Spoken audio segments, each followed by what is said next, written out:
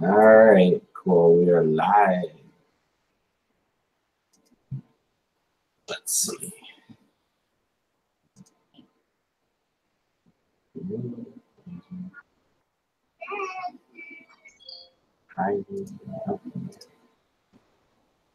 That's not helpful.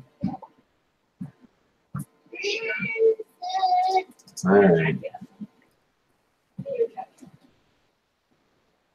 Hello. Howdy.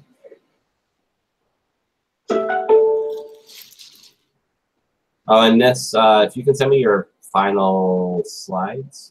I don't think I have. Or actually, wait. Never mind. Forget what I said, miss. Forget it. Losing my mind. Bye-bye, Daddy. Bye, Isaac.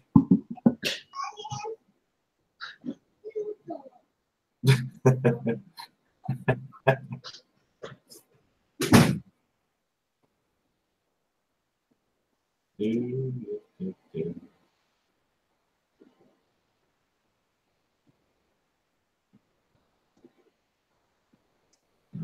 gonna try that. Using a new moderating commenting system today, so hopefully I know what I make it work. Right.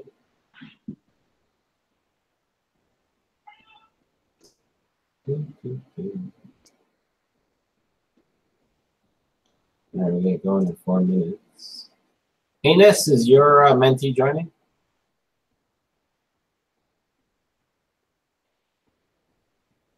Actually, can we do sound checks? Yeah, he should be joining. Okay. Cool beans.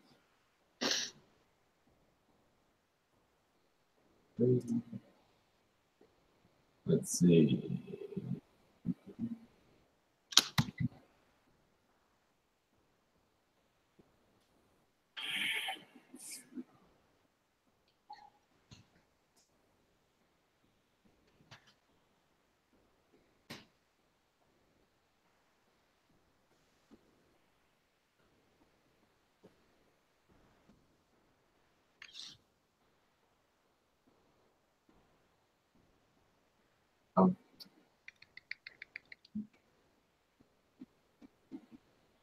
Did you post a link to the Slido, Jeremy?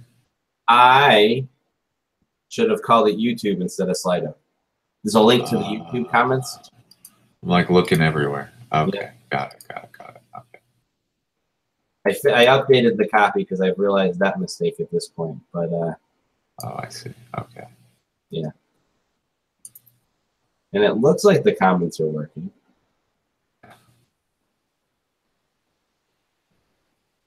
Oh, Jesus. Actually, no. It says I have to create a channel to join the chat. I have people from last session checking in. That's not helpful.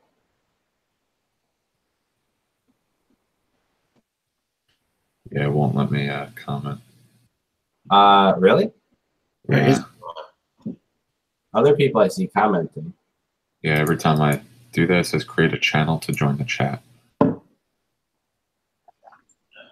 Really? Yeah.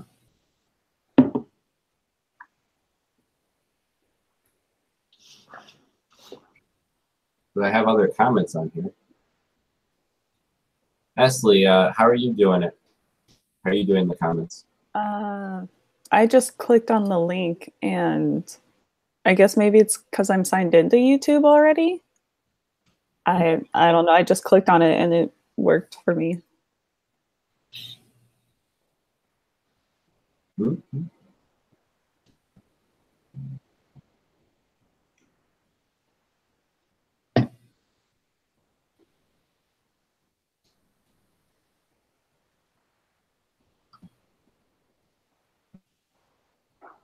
Yes, previous sessions of mentees do not need to sign in. The sign in is only for the current folks. All right, we're about to get going. Wow, people joining late today. Is everyone? Be on my toes.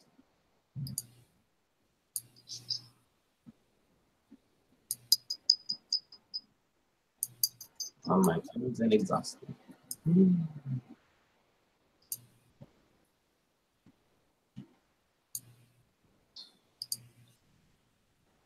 Everyone, make sure your videos are on. Yes, I see videos. I see all the floating heads. Also, I want to just do sound checks. So if everyone could just unmute themselves for just a moment, say hello. Hello. Hello. Hey.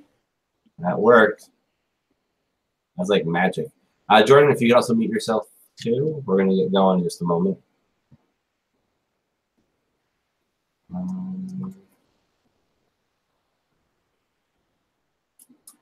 So those of you who are in the room, let's see.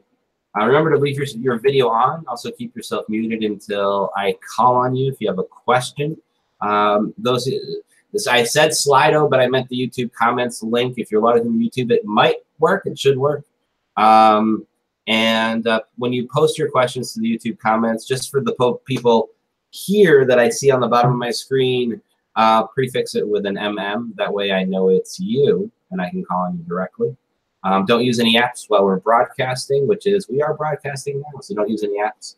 To the mentor presenting, ignore any chats or pop-ups that you see happening on your screen. I am going to be having side chats and stuff with everyone who's attending. So everyone who's here now, also, you might want to open your comments window for the group chat, because I post things there from time to time, or I'll ask questions when I get a little confused, just so that you guys know. And I think that is all. And I think we are ready. Today's March 11th. Wow, it's the day before my birthday. Yay. Not saying you have to buy me a gift, but you know. Let's see here. Got that. I think I've got that.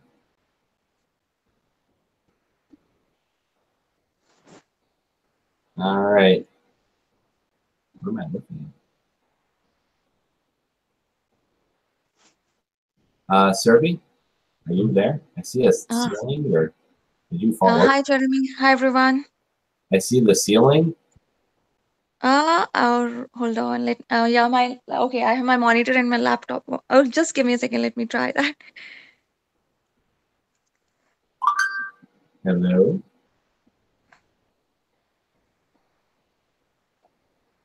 All right, we're waiting for Serby to mute herself and turn on her video, and then we're going to get going.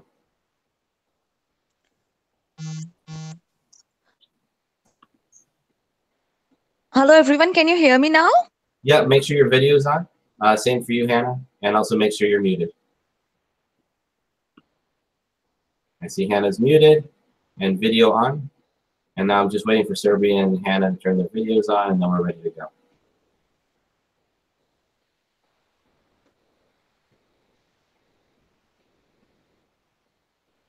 All right, just waiting on you, Serby. Hey, Jeremy, give me 2 minutes, because my monitor, 1 second. I would need 2 minutes to get the video. All right, we're gonna get started then, because I don't want to have people wait. All right, and we're ready. And I found all my buttons. All right, Jordan.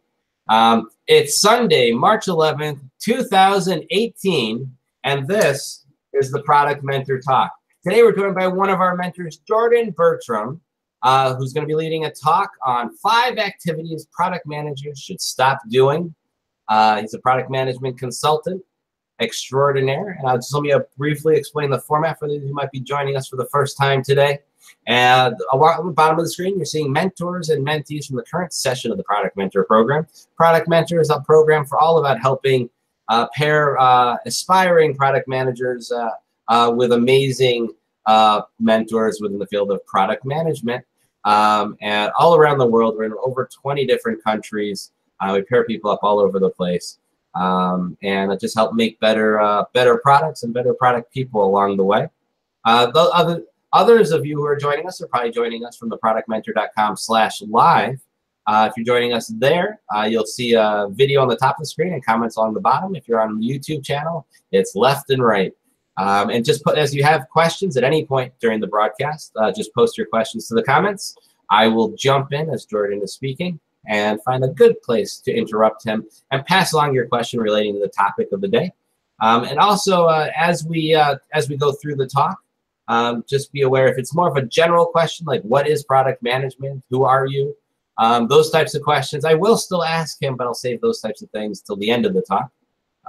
And with that said, let's just do some quick introductions around the room. So I'm going to start with the person this time farthest from me along the bottom of the screen. And so that means I'm going to start with Andrew. Andrew, if you could just tell us a little bit about yourself, mentor or mentee, where you are, that kind of stuff. Very quick. Yeah, definitely. Yeah, thanks for the introduction, Jeremy. I'm a mentor in the TPM program. It's my second time. Been a product manager for about 7 or 8 years now. And right now I'm focused on helping companies build better habits. Excellent. And we'll go to Esley. Sure. I'm Esley Spanis. I am Andrew's mentee, and I work as a product manager for a company called MBO Partners, where we help independent contractors with all of the things that don't make them money. Hannah. I am Jordan's mentee, and I've been a product manager for 2 years, and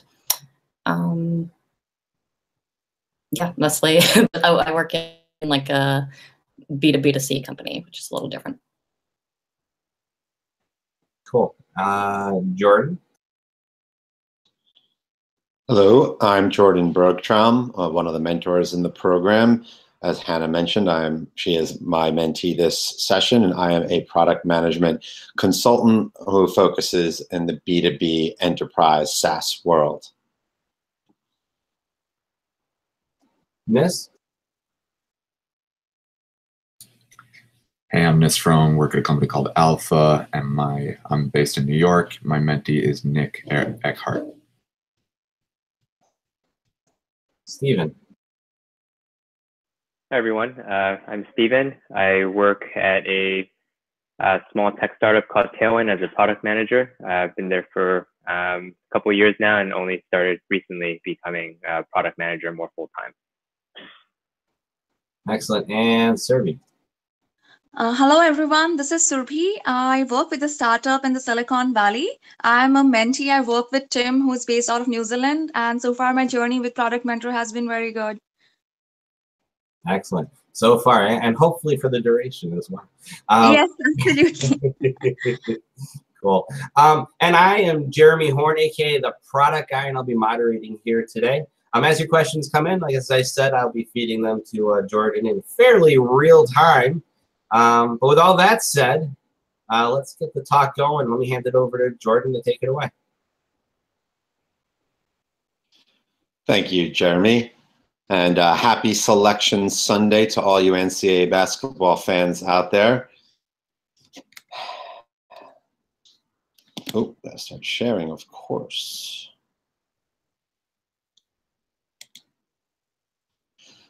So I'm going to be talking today about 5 things that product managers should stop doing. I've been in the B2B SaaS world for over 10 years, 7 of those years leading product management functions, meaning ultimate responsibility for the suite of product options, as well as the people that have been on my team, ranging from obviously product managers, project managers, and UX professionals. I've been in a number of different verticals that have almost no relationship to each other, such as legal, pharma, facilities management, and education. And I've twice been responsible for introducing product management to organizations that previously did not have a dedicated product management function. And this means activities such as market research, product marketing, product design, product delivery, amongst other things, but those are the key areas of responsibility. So let me set your expectations right up front about what you're going to hopefully get out of this presentation. First, why should you be giving up any activities? How does that benefit you? Why is that a good thing? Of course, which activities I think you should give up or at least reduce. I'll pepper in the challenges that you're going to come across in attempting to do less of these activities. And lastly, I'll also pepper in why this is ultimately a win for product people. First, a reality check in that I don't want you guys to take the content in this presentation quite as literally as I'm going to present it. My objective is to get product managers to spend a little bit more time thinking about what they're working on and focus on if those activities are aligned with the priorities of the organization. Because in my experience, product managers land up doing a lot of work that often is not directly aligned with what's going to move the needle for the companies they work in. First off, I'm a big fan of being a team player. That is all what product management is about. You're working cross-functionally with a lot of different people in a lot of different teams, and you have to work and work with them and influence them without them working for you. But at the same time, you can't be a people pleaser. I don't think you could be successful trying to keep everybody happy all the time. That's a recipe for failure. And at the same time, I'm not suggesting you ignore any priorities. If you know something is a priority one activity that you have to be taking on, don't let me derail you from that reality. And recognize that the smaller of the company that you work in, the bigger the challenge. In startups, everyone wears multiple hats. They're taking on activities that are not in the traditional job definition. It's everybody pitches in to row in the same direction to ultimately help the company succeed. But if you work in more established companies, I think this starts to get easier because roles are more defined and it's easier to find the right tool for the right job. So you as a product person don't land up doing things that I don't believe are ideal for you to be working on. Life is a zero-sum game and product management is no exception. And what I mean by zero-sum is there are only so many hours in the day that you're going to be working. Use those hours as efficiently as you possibly can. And that will mean making tough choices about doing certain things for sure and not doing other things. I just don't believe you can do it all. And in reality, don't expect to give up all 5 of these activities all of the time. The key to think about is trying to give up some of these activities, some of the time, a lot of the time, most of the time would be great, but also recognizing the environment that you work in and tempering that against my suggestions.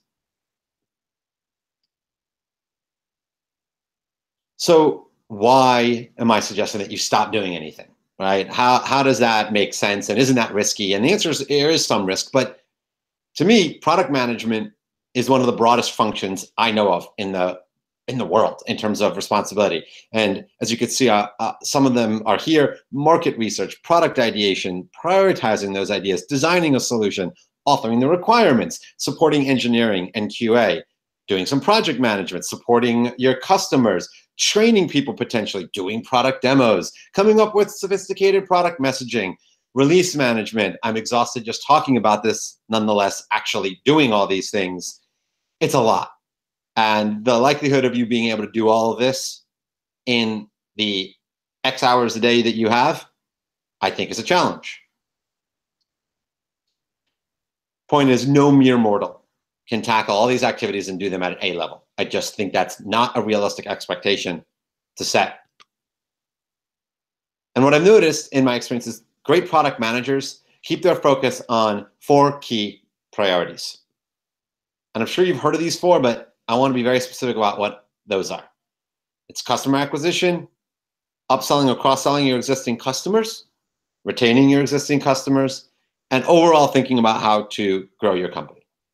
These are the 4 things that are going to matter to your senior management. This is what keeps them up at night. And I think as a product person, this is what you should be asking yourself: am I doing things that are directly related to supporting one or more of these 4 things. And at the same time, in order to be able to focus on those 4 things I just mentioned, a great PM needs to know what is not a priority, recognize it, and then actually not work on it. That's the hard part. It's almost easier to try to do everything than make the tough choice on to actively not take on certain activities because there is some risk there. So let's dive in. What is the first thing I'm going to suggest you give up as a product person, or at least reduce? I like the phrase give up just to make a point. But again, I'm just going to remind you, I'm not suggesting you can get out from under doing all of these things all of the time, but I think we could do less of them a lot of the time or some of the time. First, product support. This is what I mean by that. What does configuration option X do? Or how does feature XYZ work? So let's talk specifically about how to get out from under this. First off, when you get these kind of questions, it is not your job to do what their job for them. I believe these kind of questions can be answered in many other ways other than them coming to you. And if they come to you and you're a good team player and you answer them very quickly and they get a response back within 10 minutes, they will continue to come to the well. They will continue to use you as their product support arm, because why wouldn't they? That is the easiest and potentially fastest way if you are super responsive to them every time they ask you a question. My opinion is don't do their job for them, because there are other ways they can get most of these product support questions answered, ranging from if you've got good documentation already, they can go leverage the documentation. If they understand the product a little bit, they can go play in the product themselves and probably likely get the answer themselves. They also have the opportunity to ask other people in the company that are knowledgeable in the product, especially if, for example, they're in the client success function. There are probably 3 or 4 other people in the client success function that know the answer to this question. They could drop an email to their peers to get the answer to the question. So my suggestion is don't do their job for them. And tactically, the way I suggest going about this is I would say ignore all first inquiries. If you get an email, don't answer it right away. In fact, don't answer it at all. Now, one caveat there, unless it's someone that's very senior in your organization that has a lot of influence and power, I am not suggesting you get in trouble and ignore your CEO. That is a terrible idea. Do not do that. Don't ignore the people that have influence over your world, but others that you know they're just trying to leverage you to make their life easier. Don't answer any email in the first shot. Now, that being said, if they email you a second time, I then do suggest that you respond. Because in my opinion, what that means is that they have done their own due diligence. They've played with the product. They've looked for other resources. They've asked other people, and they have now failed at doing so. And they've come back to you because they have not been able to get the answer elsewhere. And at that point, I suggest you do support them, because then at that point, it is the right thing for you to do. And lastly, and this is important, before you start putting this into place, I would talk to your management, whoever you're reporting into, and get them bought in that this is okay before you do it, obviously. Because you want their cover. You want them to defend you if someone were to come to them and say, hey, you know, your product person kind of isn't answering my questions. You want them to respond with, yes, I know that's not their job. Okay, I'm okay with that. You want their support, and that's what I've done for my teams in the past. I tell them very specifically when I recommend that they ignore all first emails, that if anyone comes to me and complains about them not being helpful, that I will absolutely 100% defend them and say that that's okay, because there are other ways for you to get the information you're seeking other than the people that are on my team, whose time to me is precious. Second thing I suggest you give up is doing product training. And that means training mostly customers, okay? Client X, on the new version that just came out, you know, that's a client success person usually making this request of you. Can you do a one-on-one training with my client? This is the type of thing that you should definitely think about, should I be doing that? My response to that is, first off, let other people do the training. It is not typically product management's job to be training on the product. Well, but then the question becomes, well, who else in the company can train customers? Well, I think there are a number of opportunities here. One is if you have a training / knowledge development department, that is their job, right? And let them do their job and empower them to do their job. Another opportunity is client success or the implementation function. Put them in a position where they are doing the training. But first, in order for them to be able to do that, they need to be trained themselves and empowered to do the training by having all the right knowledge and potentially material. So our role in this, we do play a role in training, which is we train the trainers. We will train, okay, anyone who will be doing these trainings, ranging from implementation, client success, or knowledge development. Make sure they are definitely in the know and comfortable. And you got to position this as you're not just dumping work on them by saying, I'm not training them, you do it. Okay, you need to empower them first. So if they ask and they say, oh, no, I don't know this well enough, then your response should be, oh, totally understand, that's fair. How about let me do a training with you so then you can do training for your 15 clients that you're responsible for. I will caveat this by saying that exceptions can be made for A-list clients. When you have a multi-million-dollar client and the thinking is we want them to get the best level of support and you are identified as the best person that can train a client, I understand that. And I would say that's okay, because you absolutely need to keep your most important customers happy. And playing a role in that goes directly to one of our 4 key tenets, retention, especially amongst your important clients. Now, keep in mind this can be a slippery slope. So you got to manage this. And it's a slippery slope in that, well, who's defining what an A-list client is? At some point, a certain client success representative might start to think that all of their clients are A-list clients because they're trained in a way to treat all of their clients as super important. So that's the slippery slope. Third, I want to see product people doing a lot fewer demos, if no demos at all. What's a demo? Well, pretty think obvious. Demoing the product for a prospect, right? Demos are different than training in that they are more of a sales function to prospect X, Y, Z.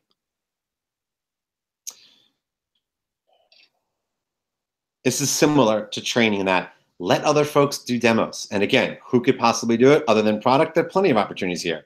A sales guy should be very capable of doing a demo. If not, I'm concerned for that salesperson. If you have the pre-sales or business consultant function, they definitely should be capable of doing demos. And I also think a client success person potentially should be capable of doing a demo. In the absence of sales and pre-sales being able to do it, I think they are the next best group to be trained on how to demo the product. Now, keep in mind, a demo is a different thing than training. Demos are designed to entice prospects to open up their wallet and pay for your solution. That looks different than training. It's not the same level of detail. You're not going into how to use the product. You're more talking about a problem space and then showing how your product solves that problem, and you're aligning those two things very closely. That looks very different than training. So don't necessarily think that it's the same person that can do both. It may not be. Being able to demo as a salesy activity, while training is more of a tactical activity. Similarly, it's your role as a product person to train those that will be doing the demos to the prospects directly and teach them how to demo in a way that will excite the marketplace. Talk about solving problems and how much time it will save them, or how much money the solution will allow them to make, or how much money the solution will allow them to save. And that's the way we do demos as opposed to training. Again, but don't position this as, oh, this is not my job, this is your job. No, it's more about you're empowering them. You will train them and put them in a position that they are self-service, that they can do their job completely on their own without needing your assistance, because why should they want or need your help if they're properly educated on how to do a demo? Similarly, I could see that exceptions could be made for gigantic opportunities. Again, if there are millions of dollars on the table and they want whoever is ultimately the best demoer in the company to do the demo, and you're that person, I get it. Just do the demo. Say yes, because that goes directly related to acquisition of a huge opportunity, and I'm okay with that. And similarly, this too can be a slippery slope in that all of a sudden every sales guy thinks every prospect is critical and important, and they just ask you to do them all. So just be wary of that. So we have a question that just came in. I think it's from a previous mentee, Furkan Hamid. He is asking, if you're a product person long enough, then you get to do a lot of product support. Any possible ways out of it? Training, delegate product support to junior product managers, etc. Yes, there are. It's harder once you set the expectation that you're the go-to guy and you know the product really well. Yeah, it's much harder because people will continually come to you. However, my suggestion there is follow my advice on stop responding fast. Don't be the easiest source of information for them. Start to reset the expectation that you are a super busy person that has a day job, and your day job is to research the market, come up with game-crushing ideas, not supporting the client success function. So get slower at it. Don't be good at that. And people start seeking alternatives to these questions, such as the things I mentioned, like existing documentation, other people in the company. And yes, you could delegate this to more junior people, but I'm not a fan of that because at the end of the day, they're still product managers in the product function, and I don't want to see them spending their time either on it in a perfect world. Now, if you really can't get out from under it as a more senior product person, and the only way as a senior product person you can stop doing it is to give it to a junior person, I guess that is better than the status quo of you answering it and your time being used up. However, think bigger picture and try to find other ways of allowing them to be self-service around the product by mostly not answering right away. And then also anytime you do have to answer it, because let's say they email you the second time and you do provide that answer, I also suggest you point them in the direction in the future of alternate ways to get the answer, such as documentation, or ask their peers. Say, hey, you want to know, Bob in your group is a total product guru. I've trained him a number of times. I've seen him do trainings. He knows the product inside and out. In the future, you might want to touch base with him about these questions because he's just awesome. Cool. As you were answering that question, he asked yet another question for you. And he's asking also, in your opinion, should the demo be placed under the marketing function due to the appealing messaging outcome for the customer? No, not necessarily. I think if the question is who should do product demos, what's the best group? There is no best group. It's the best person. Find people that understand how to do compelling demos, that know how to talk about how the product solves a very important problem for the world and how it critically will help your customers make money, save money, or will remarkably change their life. Those are the three things that in my world will result in people being willing to buy your product. If it's not doing one or more of those three things, you're going to find it actually really hard to sell your products. Find the person that knows how to articulate the product in that way. And it could be someone in sales, pre-sales, or marketing, okay, or even in client success, potentially. It's more the person and their skill set and their ability to articulate. Great. And our next question comes from Chris. So let me hand it over to Chris right now. Yeah, I guess my question is around how do you use, I guess, demos as a way to collect stakeholder feedback? Because I think that's something that the mentee and I have really been talking a lot about as he does kind of sales support. Interesting. So you do mean using demos as a way of getting product feedback from prospects, right? Yeah, exactly. Okay. No, absolutely. I think that's a natural thing to see happen. To get more specific about how to do that, that's why I love seeing product people sit in on these demos firsthand, to listen to the feedback firsthand, not get it filtered through the salesperson, let's say, who did the demo, who heard some feedback, who then translates it in their own way and then gives that feedback to the product person, because they're naturally biased by the way they're compensated and just by the mere fact that they're not you. Yeah, 100%.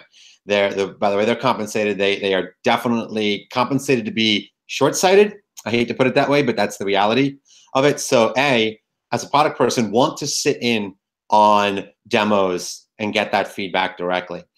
The hard part is turning all that feedback into data, right? Tangible numeric is hard because the volume of it is not as high as, let's say, having like a customer advisory board where it's easy to get that feedback. So don't expect to turn it into data, but definitely be able to hear that feedback and theoretically, oh, wow, this is like the third time in 6 months I've heard the same question get asked about, hey, can your product do this? And the answer is no. And then that becomes somewhat meaningful for further research, right? It's definitely an idea worth further pursuit and research in the product ideation funnel, such as what I would probably do there is out of curiosity is go to like the entire sales team, email them this idea and say, hey guys, are you hearing this often? How often? How many times? That's one place to go with it. And the other place is if you do have existing customers. I would love to hear if they would use it, because would this help with retention? Would they, or more important, is this an upsell, cross-sell opportunity if we were to have it in the product where we can monetize it directly with our existing customers?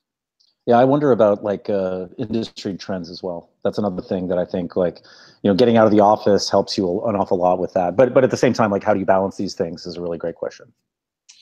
Yes, and there is no easy answer to that one, right? The feedback you get from, doing demos from prospects versus existing customers and what's more important, I can't answer that, right? That's just too many levers to just say, oh, it's definitely this. It comes. You can just say it depends, right? That's the standard product I'll be a management. consultant, right? And I'll say, yeah, you're right. It depends. Thank you, Chris. Thank you. Yes, exactly. All right, that's all the questions we have right now. Let me hand it back to you, Jordan. Take it away with the rest of the talk. And also for everyone else, keep your questions coming in at theproductmentor.com/live or alongside the YouTube video if you're visiting us from the YouTube. Back to you, Jordan. The fourth thing I recommend we give up as product people, and this is actually one of my favorites, is project management. And what I mean by project management, well, without getting too deep into that question, which can be a 10-minute conversation, is things like, what is the release date for project X? Or how would changing the amount of resources or scope in this release impact our timelines? Or something as simple as, hey, how is QA progressing through this particular sprint? Are they on track to allow us to release all of the stories in this sprint on time?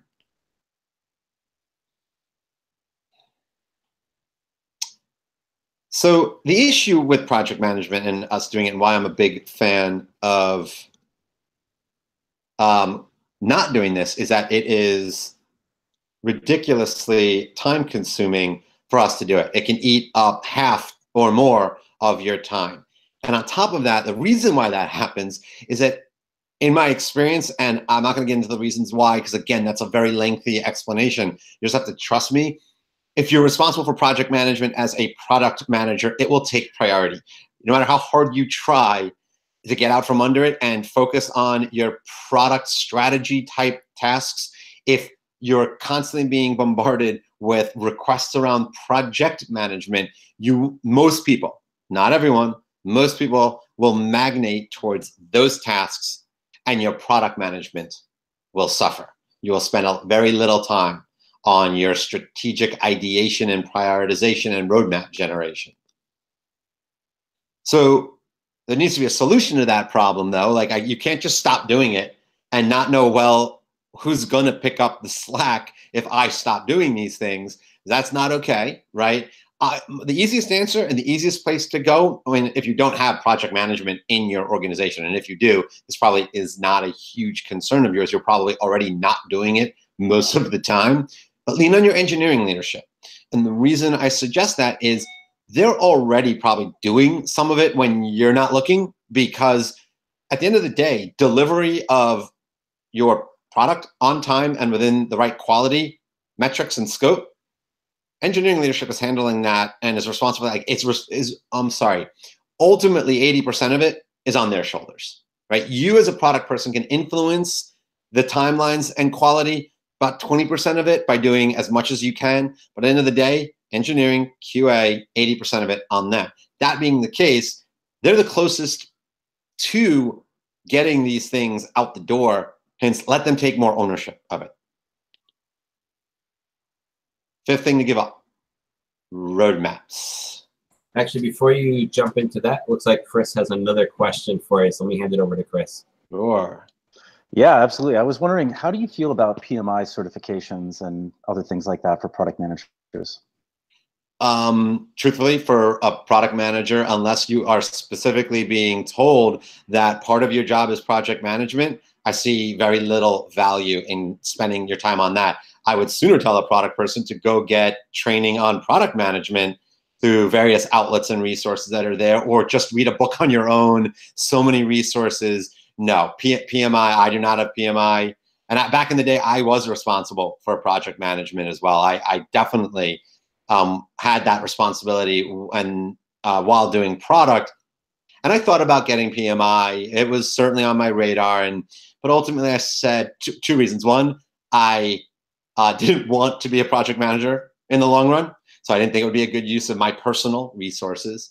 So no, I'm going to say don't go get it unless it is clearly part of your job and you want to learn that stuff and stay in that world of doing both. Or hey, if you're a product person and what you've come to realize is actually I want to be a project manager because I'm better at that, I like it better, whatever reason, then absolutely you can use that to make that full transition over to project management and get out from under product management in that world, because there's nothing wrong with admitting to yourself, I'm an awesome project manager and a terrible product manager, because they're two totally different jobs and skills that there's no reason for me to think I'm not doing product management all that well. I want to go become a full-time project manager. Then I do think PMI does have value. I think the training there can be valuable, and it's not easy. And I think it could differentiate you in the job market. Cool. We have a whole bunch of questions that just came in. First one's from Malaravan. And they're asking, how can a product manager keep track of the product development progress without involving project management or potentially evolving into project management? It's a good question. Here's my ideal answer. As a product manager, I do not believe it is ultimately our responsibility to get the product out the door on time with the right quality and scope metrics. I don't want to see that on a product person, to be honest. I don't want to see the product person be that singular neck to choke when the team as a whole, somehow misses one of those marks. I think it should be one of two alternatives. Either the team as a whole gets blamed, because in the agile scrum world, that's the way it's supposed to be, is that the team fails and succeeds together, and hopefully senior management will behave in that way, that they'll go blame the team as a whole and say, hey, guess what, guys? You messed up. Not happy, not okay. Alternatively, if you do have project management as a dedicated function, I would prefer to see that senior management consider them ultimately responsible for, if there needs to be a singular neck to choke around quality, scope, and timelines, that it be that project manager, the person with that title. Put it on them and hire the right person to take on that responsibility. Of course, don't make it someone that's not capable of being responsible for that. And if what your fear is, like, as a product person, I need to keep my eye on that because, hey, at some point, like, a customer's going to ask me, hey, when is this deliverable or this release going to happen? And that's fair. I do believe that kind of communication often comes from the product manager, not the project manager, because product managers tend to be more customer facing than a project manager. I just think it's partnership. So if you're lucky enough to get yourself in a position where you're not doing the project management, which would be ideal for me, then just partner closely with either the project manager that you have, or let's say your engineering leadership, so you are aware of just progress, status, and be tapped in to what's going on with the team. But I just don't think we should take ultimate ownership of the entire ship and say, when it runs into an iceberg, it's all my fault. Excellent. And the next one comes from Rezwan. What do you recommend are the most important data points for product managers to keep track of if project management is outsourced to another individual? Oh, well, if you're asking how to effectively measure the product management function, I'd say that is very, very challenging. And I've been leading product management functions long enough to know that I have yet to come up with metrics I am comfortable assessing my product teams against that I think truly highlight if they're being successful or not. I think ultimately, if you ask me the question, how do I assess my team?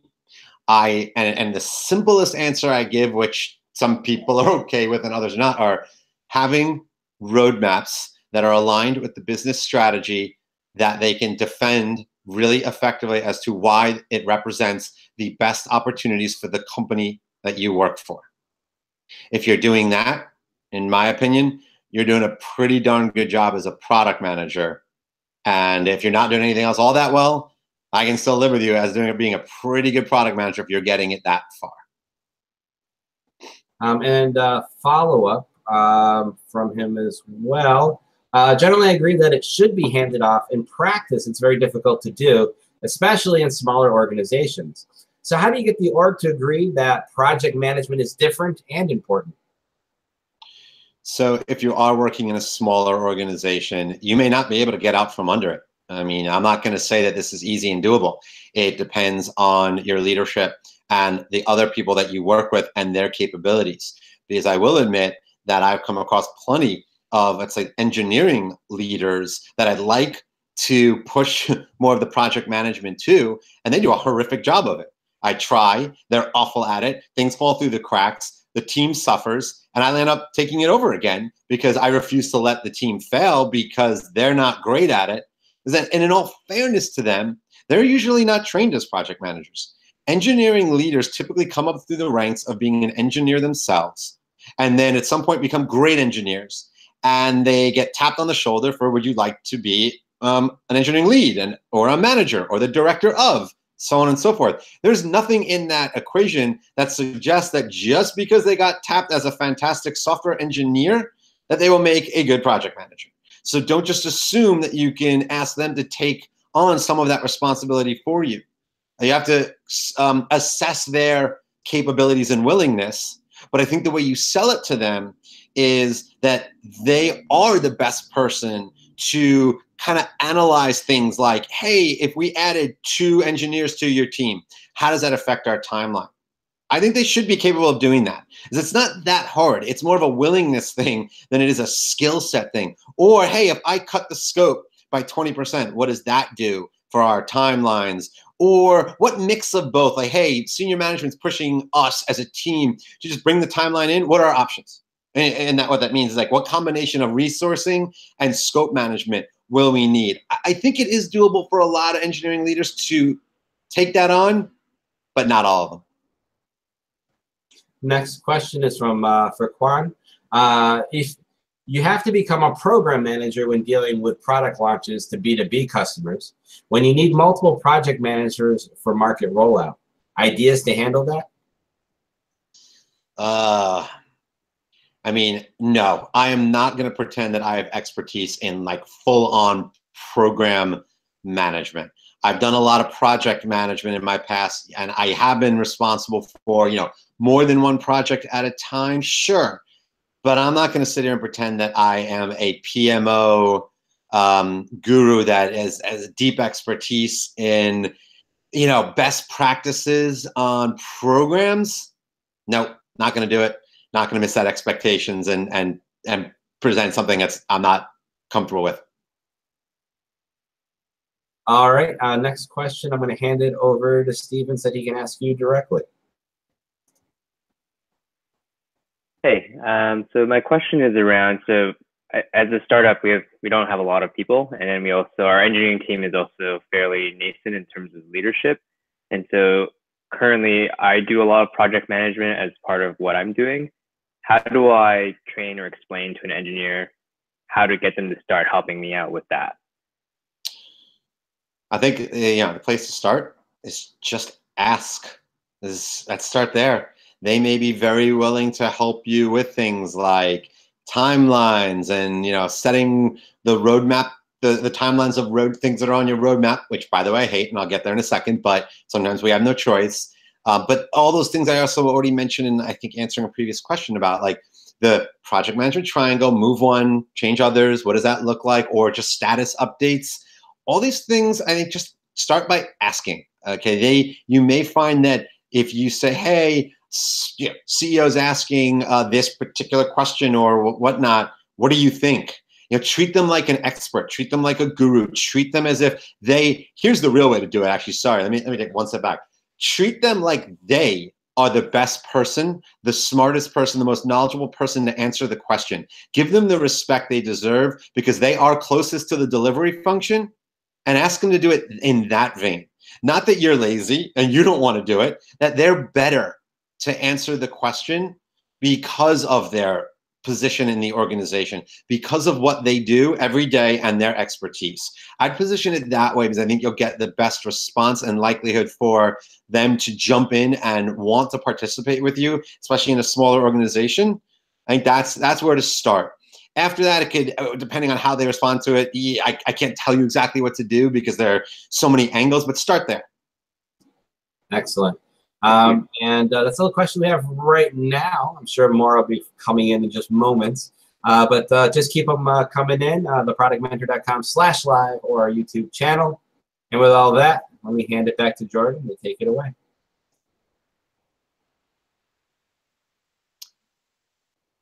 The fifth item I'd love to see us give up is roadmaps. Yes, roadmaps. And yes, I am quite serious about this. But what I really mean is traditional roadmaps. So what do I mean by a traditional roadmap? Showing a list of X releases and features within those releases over the next 3 years that you plan on working on. That's what I'm talking about. And by the way, ridiculous. Most of us know being able to predict the future much further out than my experience, 6 months, ridiculous. Not going to happen. Every time I've ever done a 6-month look back of my roadmap as of 6 months ago, and I look at where we are today, there's at least a 50% difference in what I thought we were going to be delivering and what we actually did over the past 6 months. That's why it's ridiculous.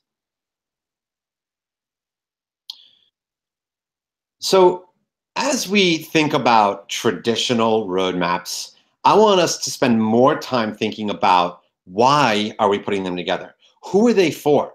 Who are they benefiting? How are they benefiting these groups? So let's start with potentially engineering. Is it a help to them? How? Well, one idea is it will help them better architect the product if they appreciate what the product may look like in 6 months, 12 months time. They might architect a more elegant and maintainable solution. I buy that. So that could be one good reason to have a roadmap, for sure. Sales. What do they need it for? Do they need it? Do they really need it? Well, I can buy into having a roadmap that sort of talks about the future of the product can absolutely help them close deals. I get that. I've seen it happen. I'm not going to pretend it doesn't. I've seen it happen in reality. I've seen that even be the difference between my company's product and the competitor, that they liked our future better than our competitor's future does happen. Is it helping existing customers? And how? Well, we all know the downside with existing customers and even prospects of missetting expectations. However, it is certainly a situation where it helps customers better plan their future, understanding what you're planning on doing in the future. And probably even more specifically, I've seen roadmaps help with upsell, cross-sell opportunities because by knowing that you're coming out with a solution to a problem in the next 6 months, instead of them looking for an alternative and spending those dollars elsewhere, they'll wait and spend it on you. And that's a great thing. So there is one benefit of having roadmaps for sure.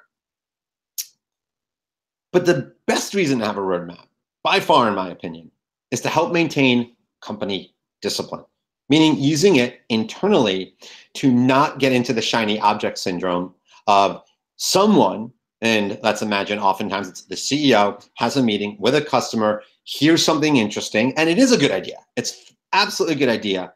And in the absence of a well-documented and researched roadmap, that becomes the new priority. That's what we're going to work on next.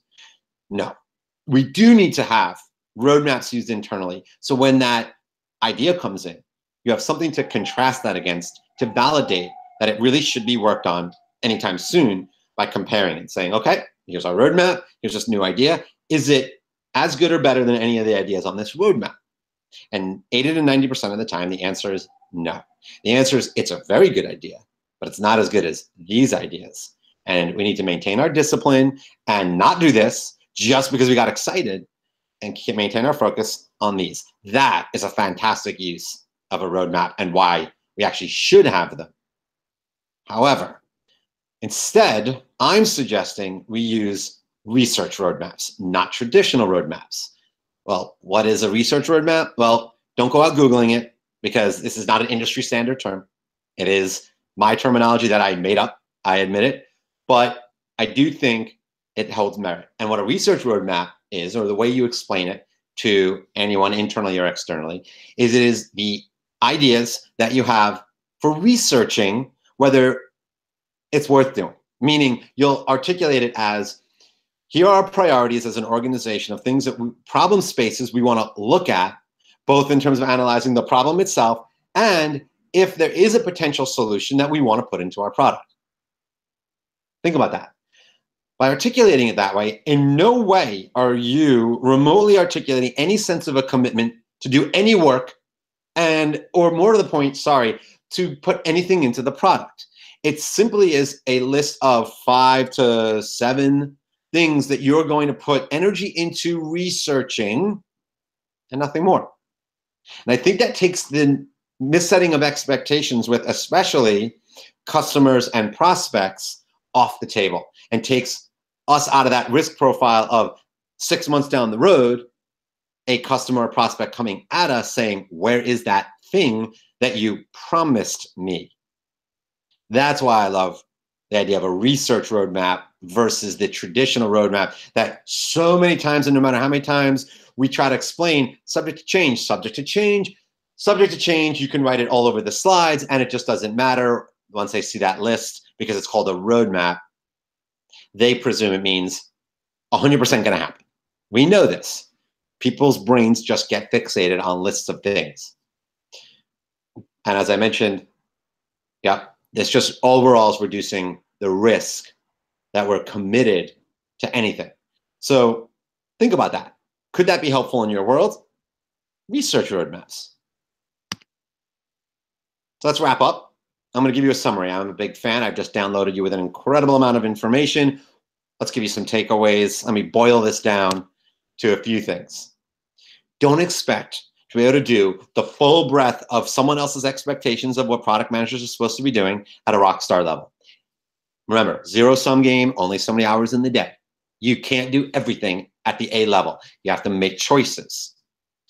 Rock star product managers that I've worked with, they prioritize 4 key things. They're always thinking about, is what I'm working on going to help one or more of the 4 keys: acquisition, upsell, cross-sell, retaining existing customers, or somehow overall company growth.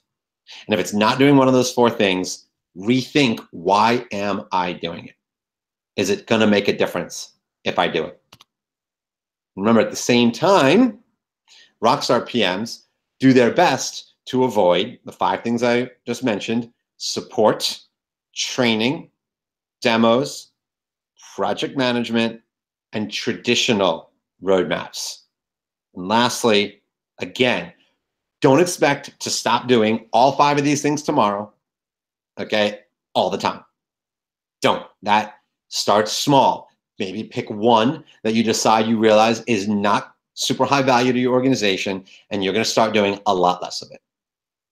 And then maybe as you get successful with that, you pick another and do less of that, so on and so forth, until you get to a place where you realize, wow, you know, my activities and the things I work on really are those things that are making a difference and are most likely to help my company move the needle in the right direction through the 4 key things on the left side of this slide. Thank you. That concludes my talk. And are there any additional questions? Yes, there are. All right. Of course there are. Let me hand it over to Esley with the next question. Sure. So my question was around the research roadmaps. How do you sell something like this to, say, execs or board members? Because in my mind right now, it seems a lot like I'm going to be saying, I might or might not be delivering these things, which I can't imagine going over really, really well. Right. So if you don't think you could sell it internally, only use that terminology externally. Only use it with customers and prospects. And internally, you treat that as, this is our plans, okay? This is what we, as of today, these represent the best ideas that we have. This is what we are going to work on. But even internally, I'm a big fan of even reminding your C-level folks or whoever internally you're talking about your roadmap to, constantly remind them that it's subject to change tomorrow if better information comes in that teaches the company that there's something more important to be working on and what's on your roadmap today. But if you can't, I don't think it's super critical to use the term research roadmap internally, more so externally, as I'm trying to help you guys avoid the situation where you've now made a commitment to a customer or prospect. Excellent. Next question, let me hand it over to Stephen. Hi, Jordan. I think you sort of alluded to it by saying that this should only be used, the research roadmap should only be used externally. I guess you mentioned like being able to research if something is worth doing. And I was wondering if you meant by something, if you meant features are worth building or if a problem area is worth looking into. Right. Well, ideally, it only really consists of problems, not solutions in the perfect world. Now, sometimes what happens, and I get this, and this is okay, you should always have the problem. And I like to see the top level item be the problem to address.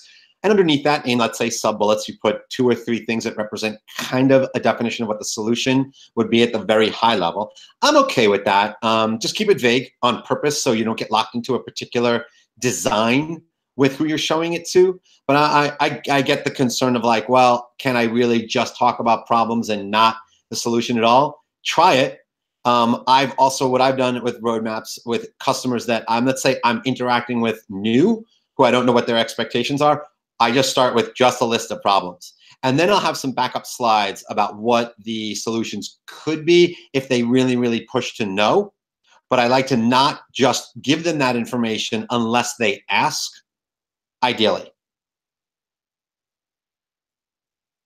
Thank you. Next question is from Malaravan.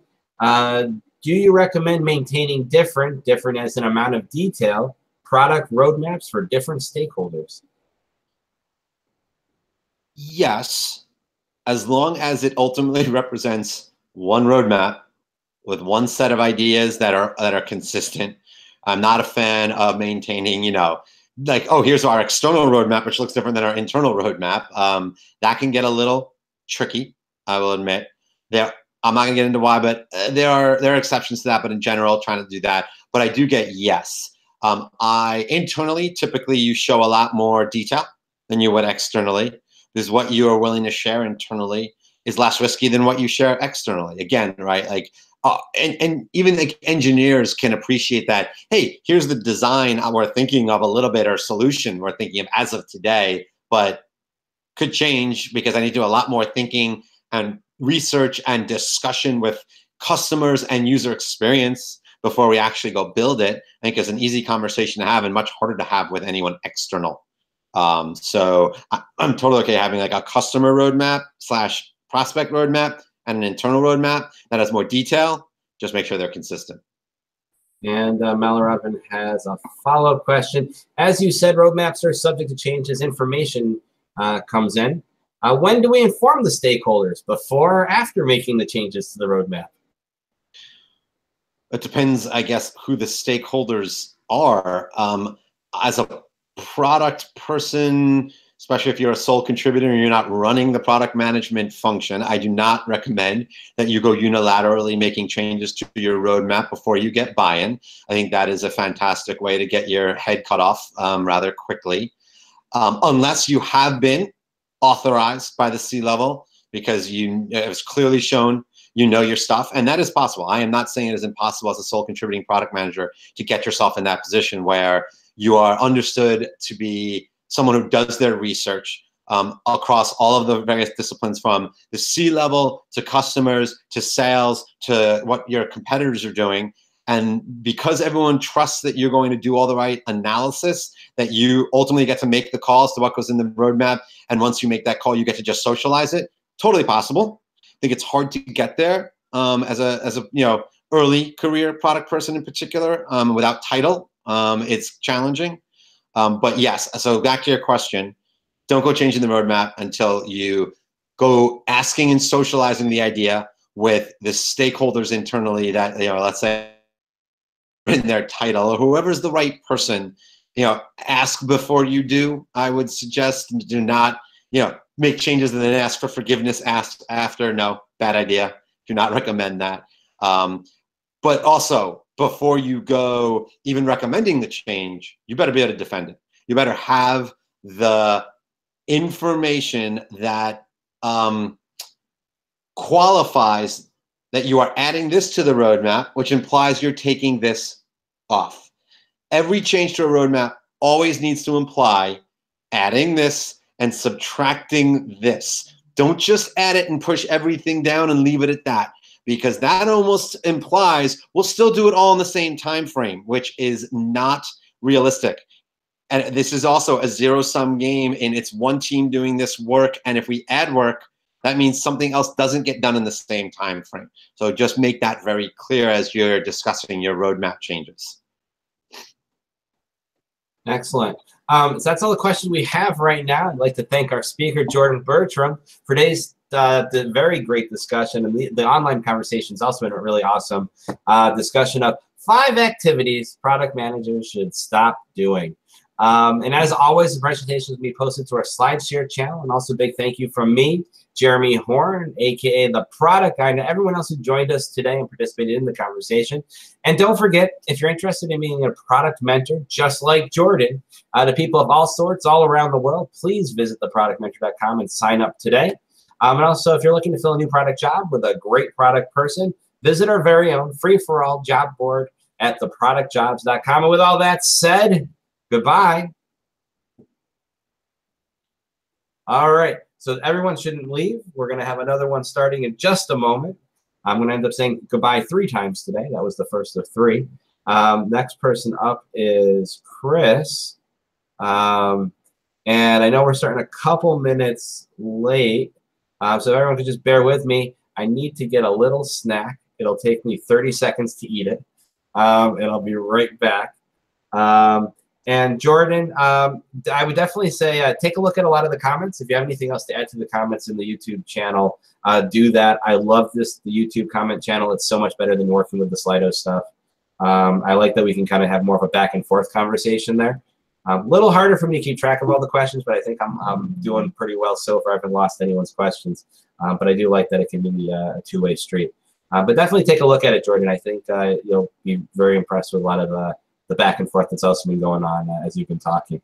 So just give me 30 seconds. I'll be right back. Chris, limber up.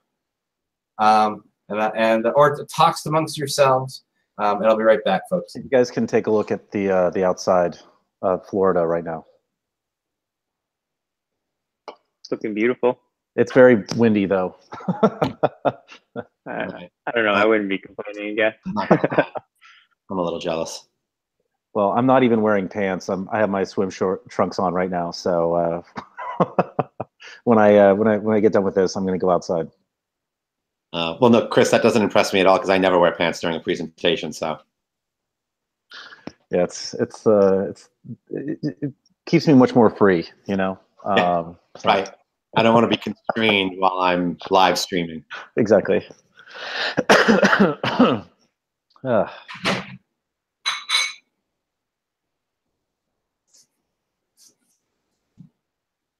How's my hair? I'm trying this new haircut. Is it okay? Looks like you're in Florida with Wendy. Nice. Yeah, the thematic road mapping is something that I actually give a lot of advice around, and I like it a lot. I think it's very similar to what Jordan was saying around like research roadmaps. It's very similar. I guess it just depends on what stage you're at. So a lot of the time for very early stage companies, it tends to be more experiment driven, which I think is very close to what we're talking about when it comes to research. Very cool. So my current roadmap, I'm trying to debate because at different levels you might have problems, and at different levels you might have granular actual solutions that you're working on. So I'm trying to include more features in like the now column, and then more problem areas in like the other column.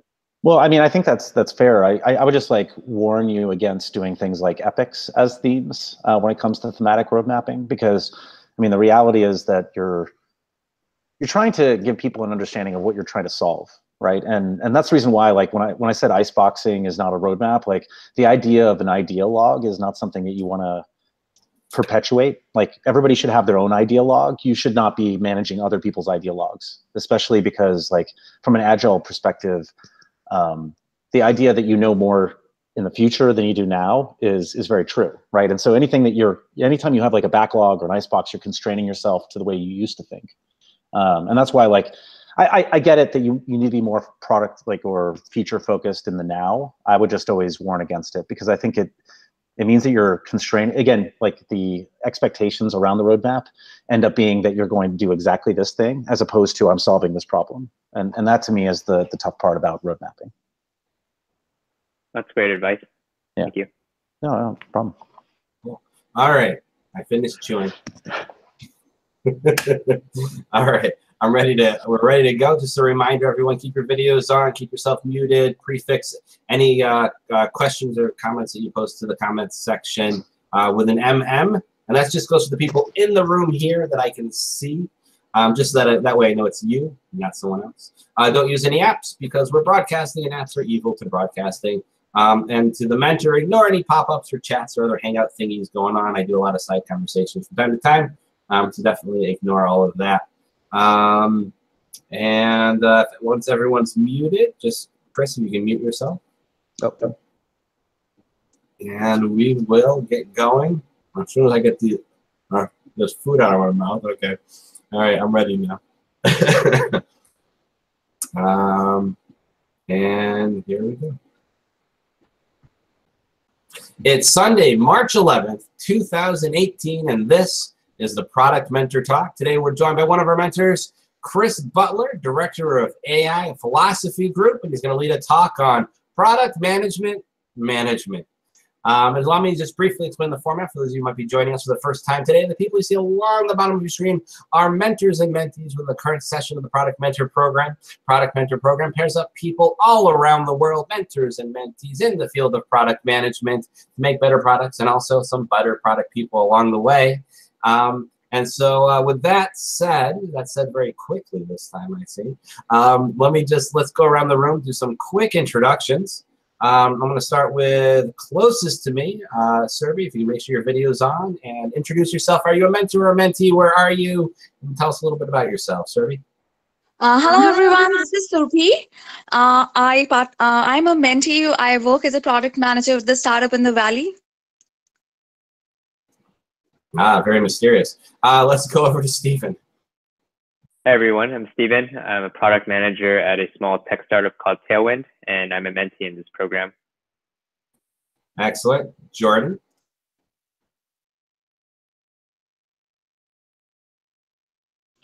Hello, I'm Jordan Bergtraum, one of the mentors in the program, and I am a product management consultant specializing in the B2B SaaS enterprise space. Excellent. Over to Hannah. Hi, I'm Hannah McTagg. I am a mentee in the program. I've been a product manager for 2 years in the B2B2C world. B2B2C. Gotta get some more letters in there. Let's go over to Esley. Hey, I'm Esley Savanas, and I'm a mentee. and I'm a product manager at a small company called MBO Partners, and I specialize in mobile. And Chris?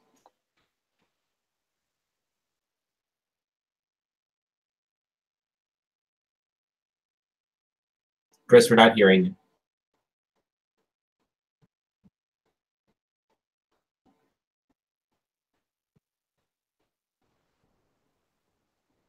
Let me go to Andrew, because Chris is, we definitely going to make sure it works. But let me go to Andrew. Andrew, if you just briefly introduce yourself. Yeah, I'm Andrew Shu.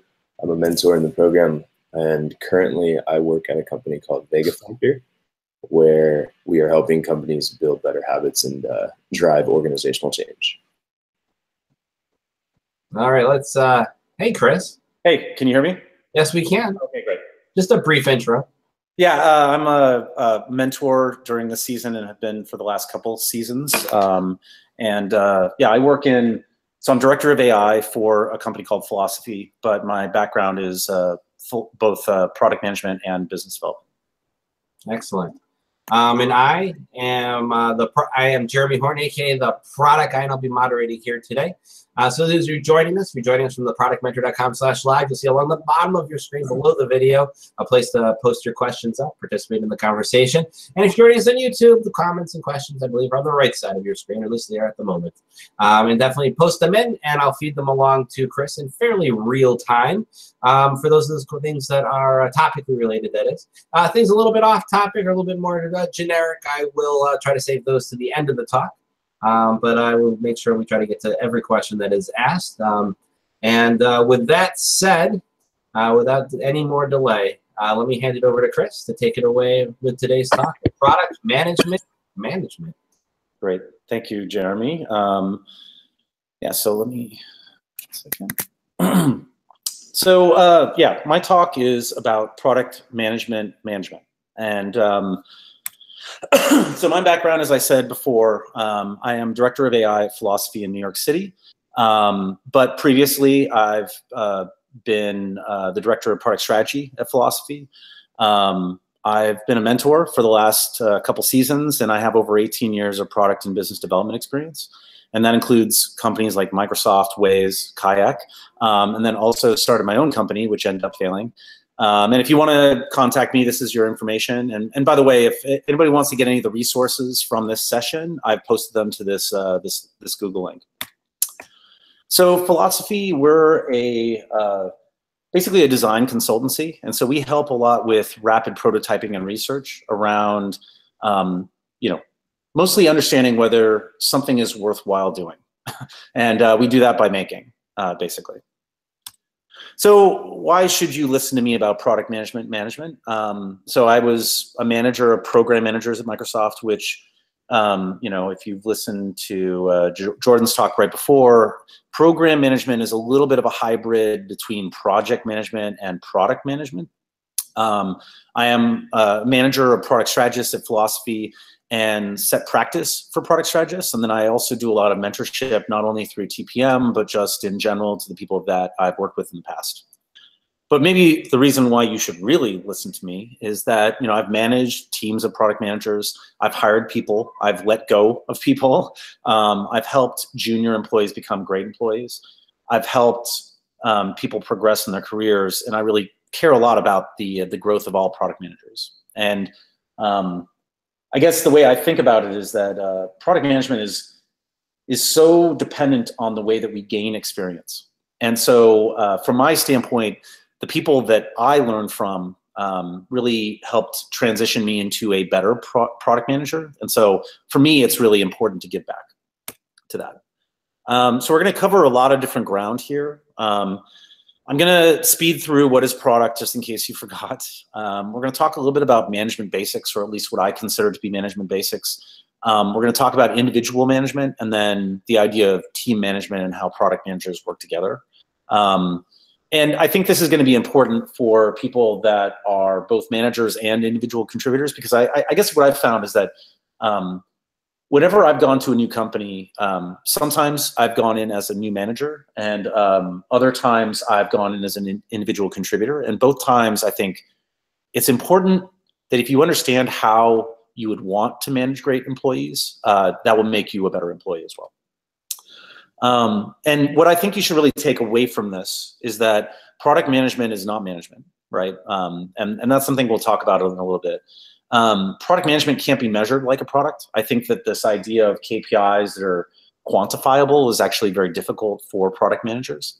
And then, as I said, knowing how to manage can make you a much better individual contributor. So first, product management. There's a long history, the idea of being a product person. I stole this from Mind the Product, but the idea of a product manager, while it's something that has been around, from a tech standpoint since we can probably all remember, it wasn't always a position. The idea of someone that does the things we do as product people hasn't been around for a long time. And this is the stereotypical Venn diagram that if I, every time I talked about this or someone showed it to me, I would have a lot of nickels. But the reality is like product people, their answer should be to almost every question is it depends. And the reason why is that it's very contextual. It's very dependent on the teams you're working in. And in the end, it ends up being that maybe product people, and this is, John Cutler, if people do not read him on Medium, I think he's very prolific when it comes to writing about product.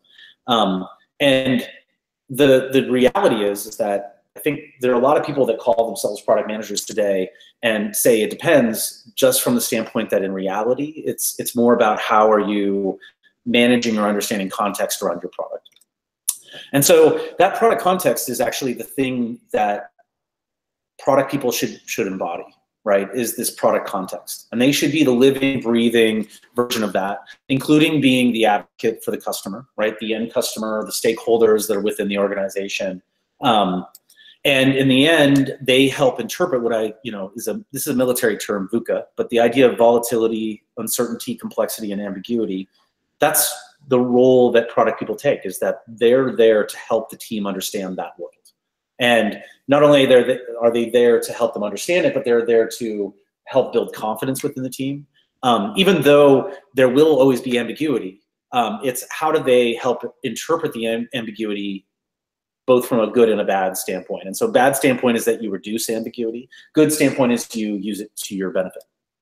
And it's all about mental models, right? I think whenever I talk about how, just posted something to Product Manager Insider about how the way that people, I guess, as product managers get experience is by understanding and seeing the application of mental models. And the truth is that there's hundreds or thousands of mental models that are out there. And I would even say that strategy is a mental model at the very micro or hyper-local standpoint. And so it's about how do you start to understand not only these mental models, when to apply them, but it's how do you start to learn about mental models as well. And the truth is that if anybody says that there's a right or best process, they're wrong. Anytime that I talk to someone that says 100% of the time this process works, I don't trust them anymore. So that's what all I want to say about product management. But let's talk about management and what that is, right? And the things that managers do, they do hiring and firing. They help promote people or grow them within the company. They do allocations and assignments. So when you have a group of product managers, you have to decide how people will actually work on things. They do a certain amount of mentoring. But I would say that mentoring is not 100% the job of the manager, though. Like, I think it's really important, and this is the reason why I'm part of the product mentor group, is that mentorship is something that, while it's important to have within your organization, it's something that as an individual you should seek out outside of your organization. And that's, I think, the reason why it's so important, is that the ability to transfer or understand learnings from other people that are outside of your organization is really incredibly key. And I would say that's even true about, when we talk about consultancy in general, it's about applying analogous models to the problem set that you have.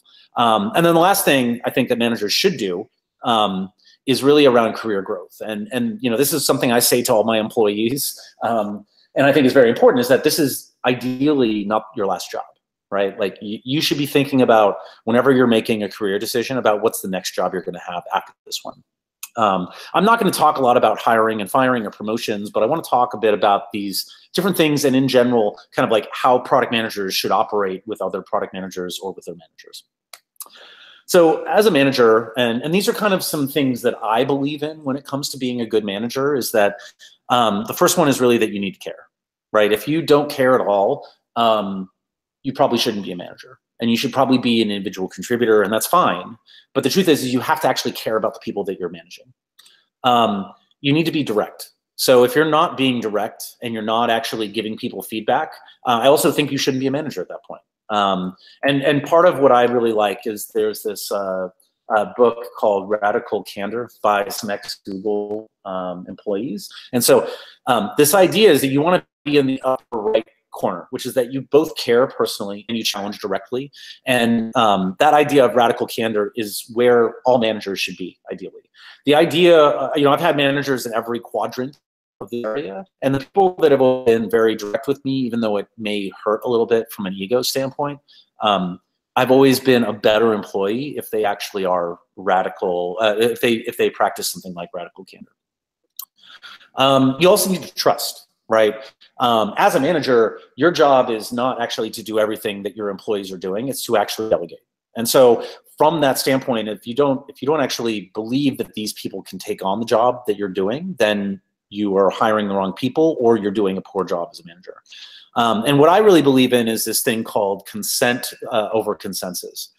And this comes from the standpoint that, you know, there's this idea of decision-making authority, and I'm going to talk about this more throughout the talk, but you need to delegate, and you need to allow your people to make decisions on their own, where, yes, you can veto them because you're their manager, but the reality is that if you're actually overriding them at every point, even when you think they may be wrong in a slight way, you're not actually growing them as people. And so this idea of consent over consensus is that we are not supposed to come to some type of middle ground, right? Because the idea of middling solutions just gives you middling results. And so you have to believe in the people and in the way that they make decisions. And I think this is not only for product people, but when we talk about the decision-making authority around engineering or design or executives, they each have their decision-making authority. And so to me, it's not about coming to some agreement where we can all vote where the majority wins. That's not what matters. It's about how do you actually build the right type of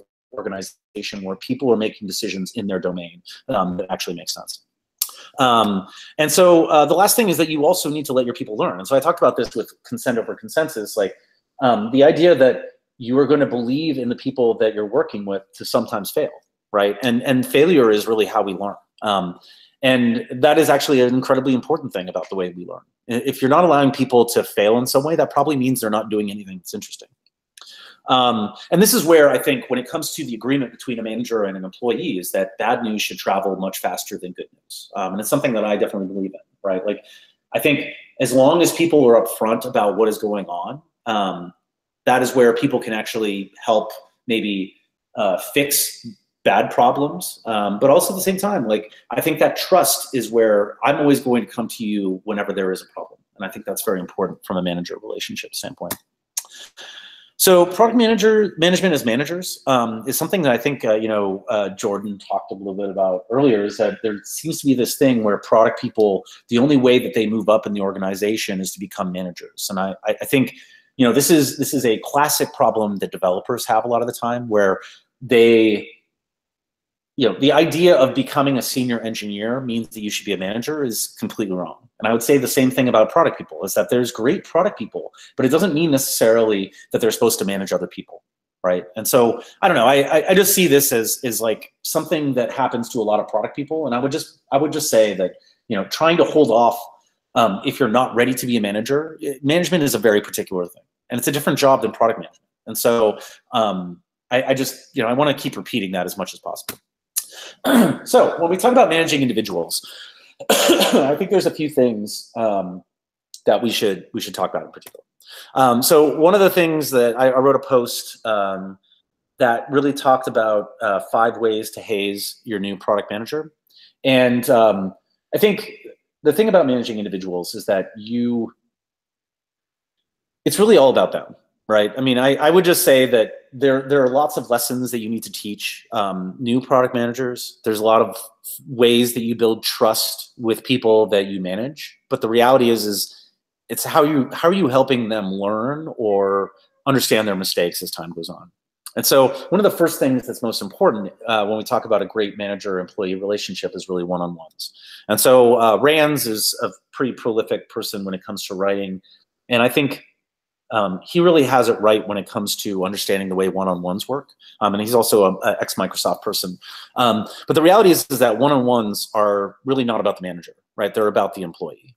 And when I say that, I mean that, like, it ends up being sacred time. Like, you as a manager, you should do everything you can in your capacity to not move it around. It should not be something that you cancel at a whim. It's something that is really, it is sacred time, right? I think weekly for an hour is the minimum amount of time. I think that if you're not talking to your employees more frequently than that, that's probably a problem as well. But I think at least weekly for an hour. And this is the space for the employee to talk and not you. I know that there's a lot of discussions that I've seen where it's like, how does a product manager actually, like, what types of questions they should be asking? And I think that's the wrong way to go about it. It should be, what are the questions that the employee should be asking? And in particular, it should not be a space for status, right? I actually have a lot of very extreme feelings about status in general, but that one-on-one is not meant to be a pure status meeting. And this is where that employee can actually talk about their concerns and address things like career growth questions. I think the idea of, like, problems that you're having in general can be for the space, but in the end, that should just be anytime that's needed. This one-on-one is really meant to be that space where you can talk about you as an employee within relationship to that company and maybe within your career growth as well. The next thing is delegation. That's really important. When it comes to managers, as I was saying, this idea of consent over consensus is that you're consenting to the fact that your employee is going to make decisions, and they're probably going to make decisions differently than you will. And that's important because if they made all the same decisions as you, you might as well just make them, right? So one of the things that I've found as a tool that's pretty powerful, and it's something called delegation poker, and it's by a company called Management 3.0. I've used it in a consulting sense, but essentially what you're doing is that there's these cards that are labeled from 1 to 7. And if you're familiar with things like estimation poker, you bring up some type of scenario. You then have everybody in the room has a set of these 7 cards individually, and then they decide based on that scenario whether 1 would be tell, which is the manager just tells people what to do. They don't want to have a discussion. They just want it to happen. And then 7 is the other extreme, which is that I just want to delegate it to you and I don't ever want to hear about it again. And there's some kind of continuum in between, which is where it usually sits. Like, I would say even during consultancies, when we've used this, it's very rare that it's 1 or 7. Right? Like, the reason why you're hiring someone else is because you want their expertise, or you want their, the fact that they're actually closer to the customer than you are. You want them to actually have some type of say, even though you may have very extreme opinions about this. And so, anyways, I've used this an awful lot during consultancy type of discussions, especially during kickoffs. And I think this is very valuable when it comes to how managers and employees talk to each other. And so this is a list of kind of... We had a question that just came in. Let me hand it over to Stephen quickly, and then we'll jump back to your Stephen. Hey, Chris, you were just talking about one-on-ones, and you might talk about this a little later, but as a product manager, if you're not managing someone, the question is, should you still do one-on-ones with people you work a lot with? And which is what I do currently, and I was wondering, how should you treat that time, and should it be any different? No, I think that one-on-ones with your team are actually very important. And that was something that I wrote in kind of that KPI article about product people. Like, the KPIs, or whatever, KPIs in this case with air quotes, right? It's really more about how are you understanding whether people are connecting their day-to-day work with the overall strategy or vision of the product or the product context. And that, to me, is what's really important from the standpoint of, like, how great product managers work. So I would say those one-on-ones, I think the similar rules can play there. I would just say though that I think the time frame or like how frequently those things happen can be different, right? I mean, when it comes to every individual on your team, I would say like 15 minutes every 2 weeks or 3 weeks is probably appropriate depending on your sprint cycles. Like you should be learning from them as well when it comes to things like retros or review meetings every sprint. So I would say it needs to be less frequent than that because you're doing kind of like a temperature check-in with them. So anyways, that's the way I feel about it. I think it's still, these are great rules to have if you can put them in place with these people. But that's the problem too, is that I've found that kind of like more casual, hey, do you have 15 minutes to chat, work better with individual team members that are on your team rather than setting up some type of hard and fast schedule. So I would say like for individuals, or if you're being managed by someone else, having that weekly one-on-one is incredibly important. For your team, I think the time frame can be a little bit more lax. Great, thank you.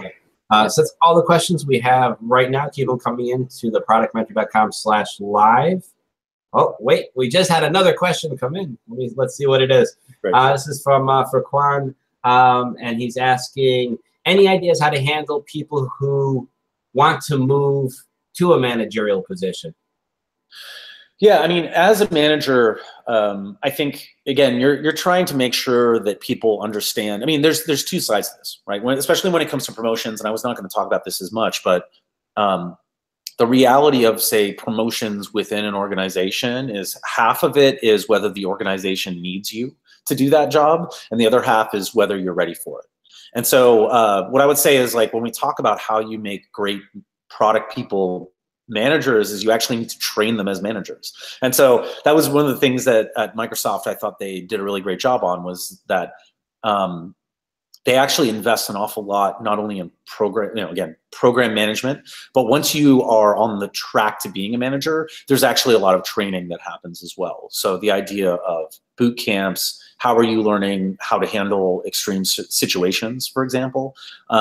So I guess, like, again, it's a different track to be a manager than it is to just be a product manager. And so from that standpoint, if someone is interested in it, that means you need to prepare them for it. But it doesn't mean necessarily that they're just going to become a manager, right? Like, you need to actually have real use or need for managers within your organization. Yeah, so there's a second part to that question. I'm going to just paraphrase it a little bit. How do you deal with those product managers or great engineers who think that the only way to progress their career is to go into management? Aren't they going to get annoyed and leave? Well, they might. And you know, the truth is the idea of both good and bad attrition in that case may be good attrition, right? If there's not a place for someone in an organization to become a manager, or you don't believe that they would be good managers, that's a case where maybe they're not in the right place, right? I don't know. Again, like, this is ideally every job we have right now is not the last job we have. If it was, that probably means that we're going to be hit by a bus next week or something like that. But I mean, that's the point, right? Is like, organizations are about this kind of specific set of people, behaviors, and goals. And so when we talk about how, like, just because someone believes they should be a manager doesn't mean they should be a manager in this organization. That's what I would say. I didn't realize my last job I'm supposed to be hit by a bus.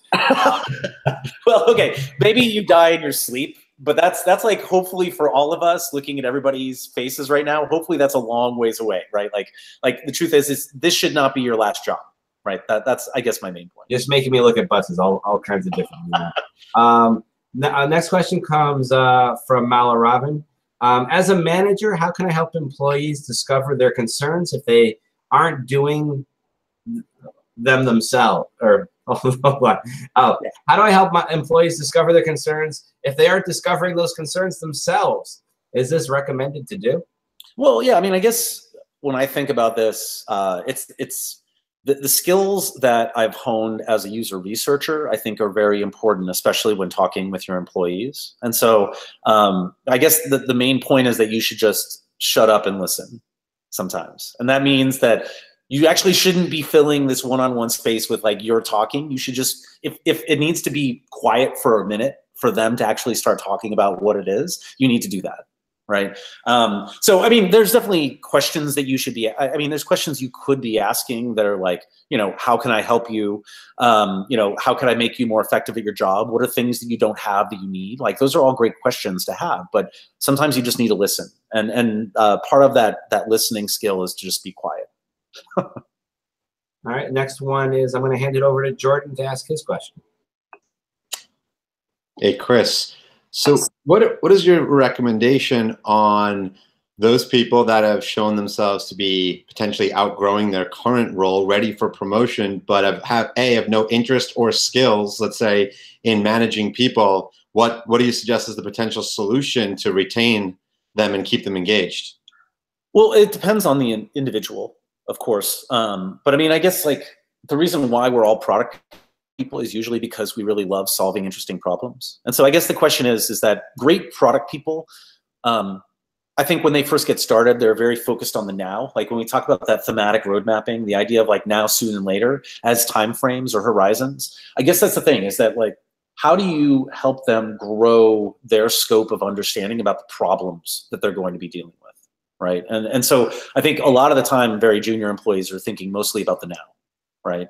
Once you start to understand, I mean, and this is something I've been wanting to write about for a very long time. I'm just not sure how to formulate it, like formalize it. But the idea is that, you know, when we talk about really great product people, when we talk about great strategic thinking, it's not about the future. It's about how do you build mindsets for today that allow you to make great decisions. And so I guess like that's the thing is there's always some new way to understand the world, and there's always some better mental model to map out the world. So I guess like that's the questions that I would have for those types of people that are maybe outgrowing their role, is how do they expand their understanding of their customer, of their business, of their world. But at the same time, I would just say that there are possibilities that if people are outgrowing their role and there's no room for them to move, then it's your job as a manager, in my opinion, to help them move somewhere else, and as seamlessly as possible, right? So it really depends on that. Cool. That's all the questions we have right now. Keep them coming into the productmentor.com/live, as well as in the comment section on YouTube. And I'll keep passing them on to Chris. With that said, back to you, Chris. Great, thank you. So here's a few scenarios. I was talking about like delegation poker. And the question would be like, you know, when we're talking to people, so let's say that we wanted to do a UX button placement, or UI button placement in reality. So does the manager actually care about that at all? And this is over N dimensions, right? Like it's not just necessarily that they always care about this specific thing in this particular way, but it's more about feeling your way around. Like what do they care about? What do they actually want to delegate? What are things that they feel insecure delegating? And vice versa, you know, as a manager, what do your employees actually want to take over versus you? The next concept that I think is really important from, I think it's both an individual and a group standpoint, but this idea of what I'll call the quality bar. And in particular, we talk about this, especially within teams, is that there's some minimum bar, right? And that minimum bar below that means that you lose trust with your customers. It could be you lose trust with your teammates, or you lose trust with your manager. But then above that, you're actually gaining and building trust above that minimum bar. And so in this particular case, you know, when I talk about the idea of product people, it is a very subjective thing, a lot of what is above the line. When we talk about what's below the line, there's, I think, more objective measures, right? Like I would just say that spelling and grammar is one of those things that, because what we're shipping as product people is really communication to a large extent, spelling and grammar is one of those things that you should just double check your spelling on things that you're shipping, whether it's documents, slides, whatever. Moving closer to the minimum bar is that, you know, if you don't know your audience, if you are actually contradicting yourself an awful lot, I think those are things that are also important. Above the minimum bar, things that start to build trust are how do you build alignment, how do you make hard decisions, how do you understand your audience better, and then basically expanding the understanding that you have about the world and for your team.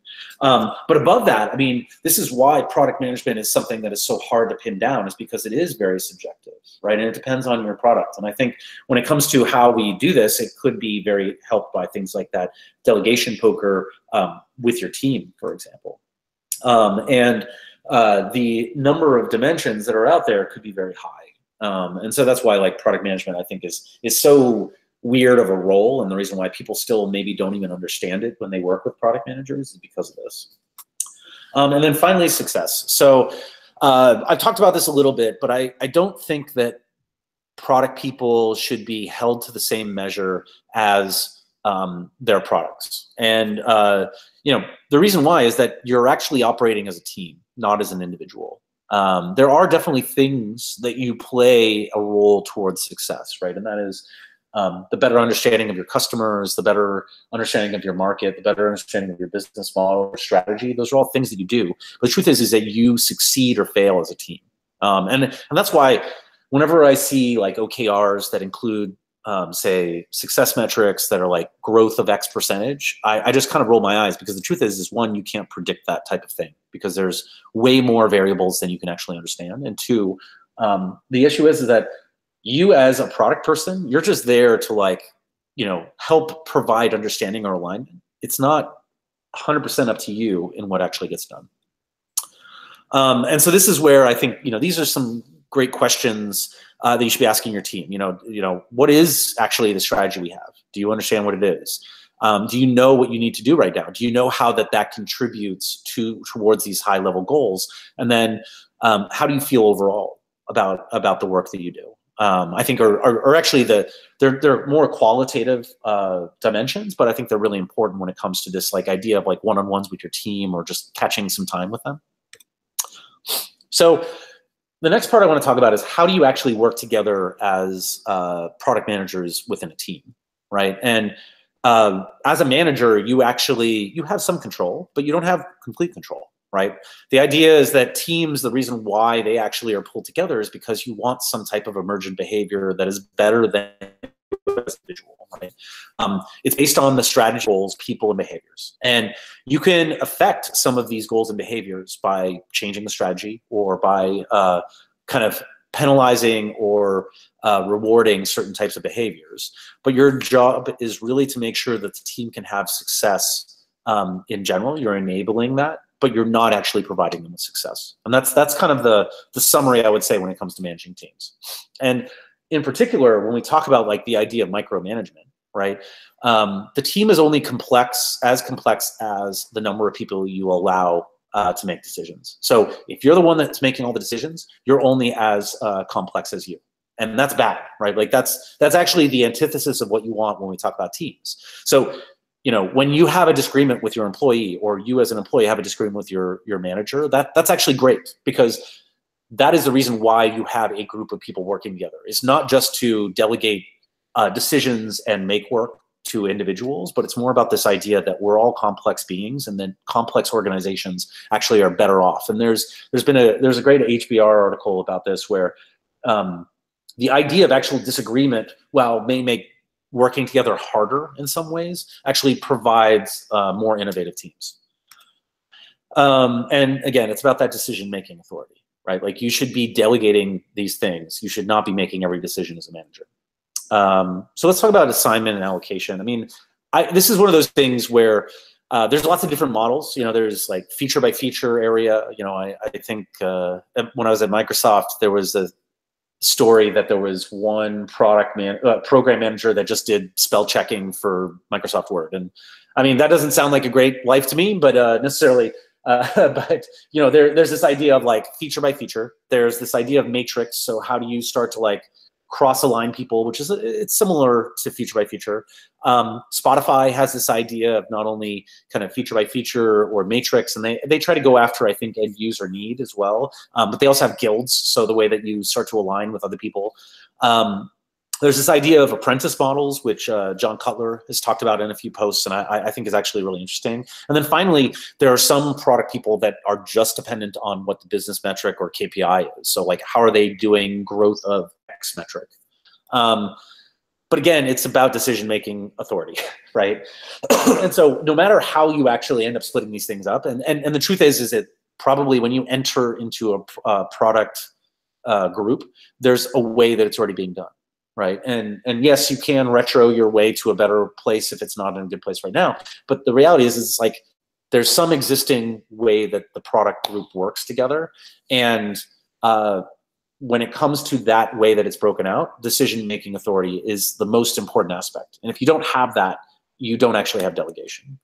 The next thing is actually, I found it very hard to, especially when product people, we talk about this idea of that product people are kind of forever alone. They don't really work with each other necessarily. They work with a lot of engineers. They work with a lot of designers, talk to a lot of customers, but they don't necessarily like work with each other. And so from that standpoint, I've been trying to think about like, how do we actually start to do a better job of sharing this information with each other? And so I just did a post that Nice actually helped me edit and ended up posting in Product Management Insider just yesterday, I think. And it's this idea of how do we start to use product manager critiques or product critiques to really help each other out. And so the way I think about this is that, you know, engineers do code reviews, designers do design critiques, and they do this for their work all the time, right? And that's how they learn from each other, beyond just, say, working alongside each other. And so why don't we, right? And so our artifacts, or the things that we need to review, is really how do we communicate with other people on our team. And so I found that, you know, for each round, for example, of critique, say you do this during your product management roundups or team meetings, people can sign up for this, or it could be random. I mean, it's really up to you and how you decide to do this. But the idea is that you use 5 minutes to kind of present what is it you need help on, who's the audience for this document or presentation, and then you present the work. And I guess my opinion is that if you can't present something in under 5 minutes, you're not doing a good job as a product person when it comes to summarizing to executives or stakeholders, something like that. And then after that, you use 5 minutes to actually get critique. And there's some rules that we've used for this at Philosophy that I think are pretty functional. And again, these are stolen from design critiques and code reviews. But the idea is that from a presenter standpoint, you're not selling anything to anybody, right? You should actually be talking less during the review part of it or the critique part of it, but you're trying to just like get the work out there. So actually, if you can just have someone read your document for a few minutes, that's way more effective than you presenting it or talking about it. You should actually take your own notes. It's up to you to decide whether you take that feedback or not. And when it comes to the critiquers, is that it's critique, not criticism, right? You should be talking about the work, not the person. You should be asking questions. In reality, you shouldn't be saying like, I like this or I don't like this. It doesn't matter, right? Because you don't actually have the context that the product person has in that case. So it's more about, have you considered these things? Do you know how this would work in this case, etc. And then you also don't product the meeting. So this is about questions. It's not about solutions, right? It's about problems that you may see in this work. And so I found that to be very effective when it comes to product management critiques. And then another part is how do you start to increase the another question come in? Let me toss it over to Jordan to ask his question. Yeah, great. Hey, Chris. Sorry to be such an interrupter, but I can't help myself. That critiquing idea that you just, have you seen that used effectively at our, like, to me, our most critical deliverable, which is our roadmap? And if so, like, can you talk a little bit about, was it successful?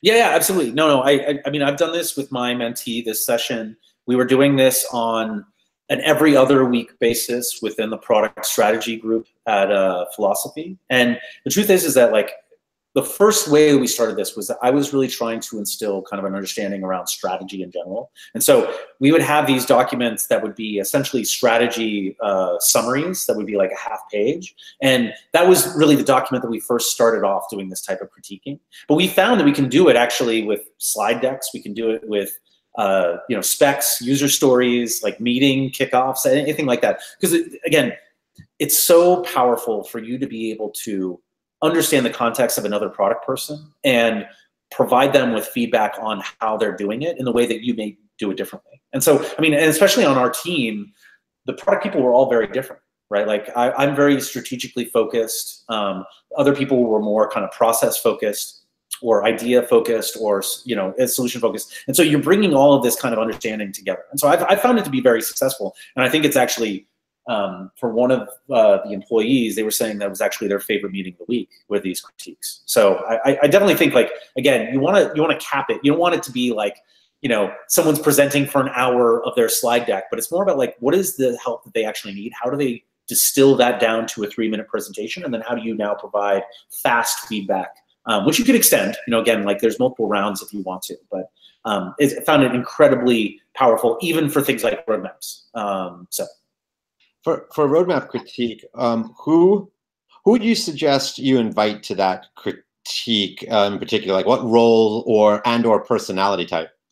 Yeah, that's a good question. I mean, I think when it comes to these types of product critiques, I find it's helpful that it's on a regular basis. It's with your peers, right? Like I don't know. It's kind of like retros, right? Like you should not invite executives to retros because it's not a real retro that people are going to be watching what they're saying. I would say the same thing. Like when we're talking about critiquing, say, a roadmap, I think it should be other product people. It should not be executives. It should not be engineers, right? Like the truth is that those executives or engineers or engineering managers, they want to be part of the co-creation process around a lot of this stuff.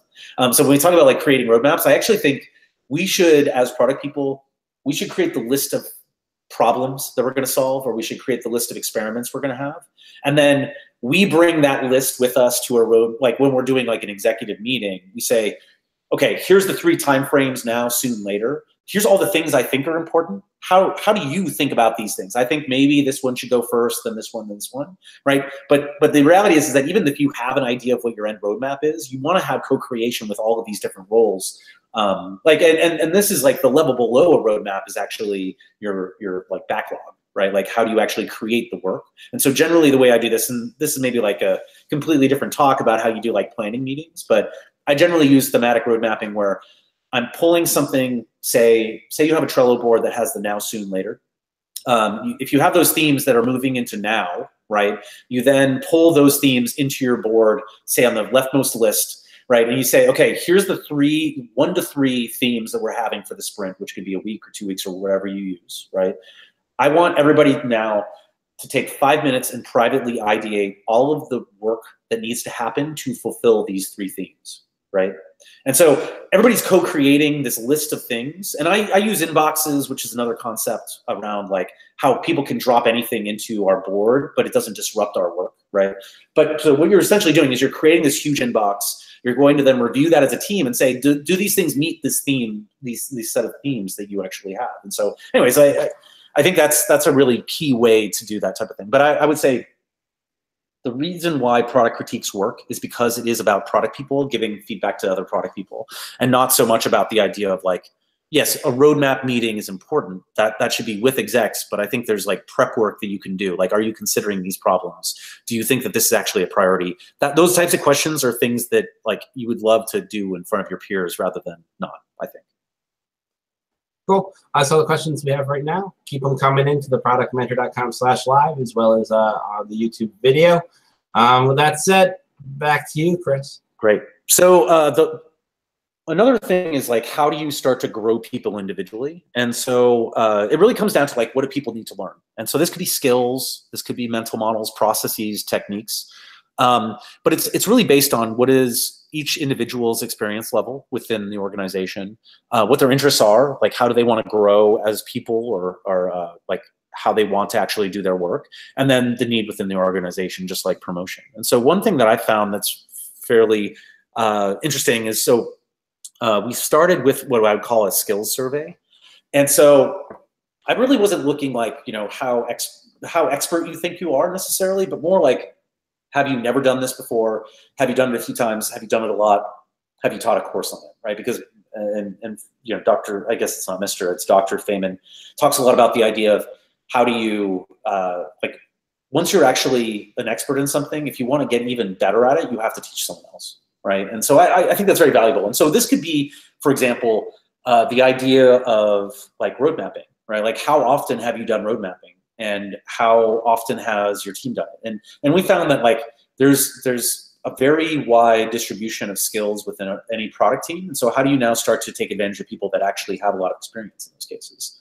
And so what I've found is a method for this. And like I said, where we were doing critiques every other week, the every other week besides that was actually around learning some type of session. And so we would usually do some type of pre-work. That would be reading up on something. There'd be an introduction by an expert or someone that was more expert on these things. We'd have a discussion. Then we would apply it in some way, ideally to real work. And I'll talk about what that means in a second. And then finally, you have a postmortem about the learning experience. And so I found this to be really valuable when trying to teach new skills within an organization. And so one example that we used was something called Sales Safari, which if you have not read up on this, I think it's a great method for understanding your customers. And the reason why it's called Sales Safari is that it's when you bring in people to do user studies, you put them in like a glass box and you observe them, so it's more like a zoo. The idea of Sales Safari is you go to these watering holes online where people are actually talking about their work. And so a lot of the time it could be like Reddit, it could be Stack Overflow, it could be these places that are online where people are discussing the problems that you're trying to solve. And so Amy Hoy is actually the person who really, I guess, brought up this technique or assigned the term to it. And so in our case, the pre-work was to really watch this 40-minute video by Amy Hoy to understand what Sales Safari was. During the first meeting, we did kind of a 5-minute summary.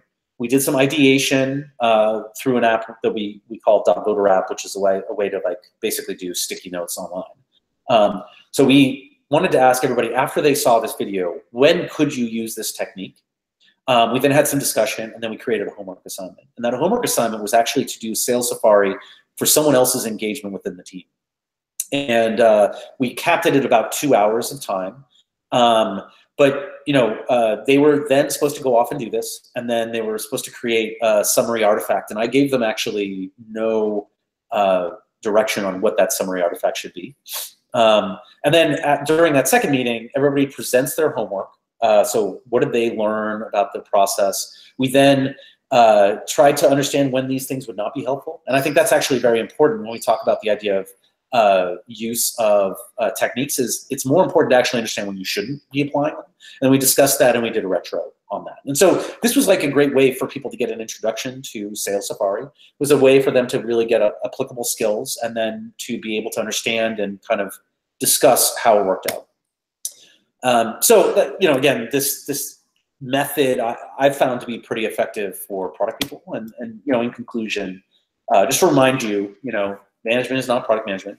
Product management can't be measured like a product. It's not about KPIs. It's more about qualitative measures. It's about this idea of like, how are you making your team more successful? And then knowing how to manage other people, or the things we discussed here, I think will make you also a better contributor. So thank you. And all the resources are available here through this link. Awesome. Very great. Thank you to our, this was awesome. Great conversation online. And if you got more questions, feel free to post them to the comments, and Chris can probably take a look at them afterwards.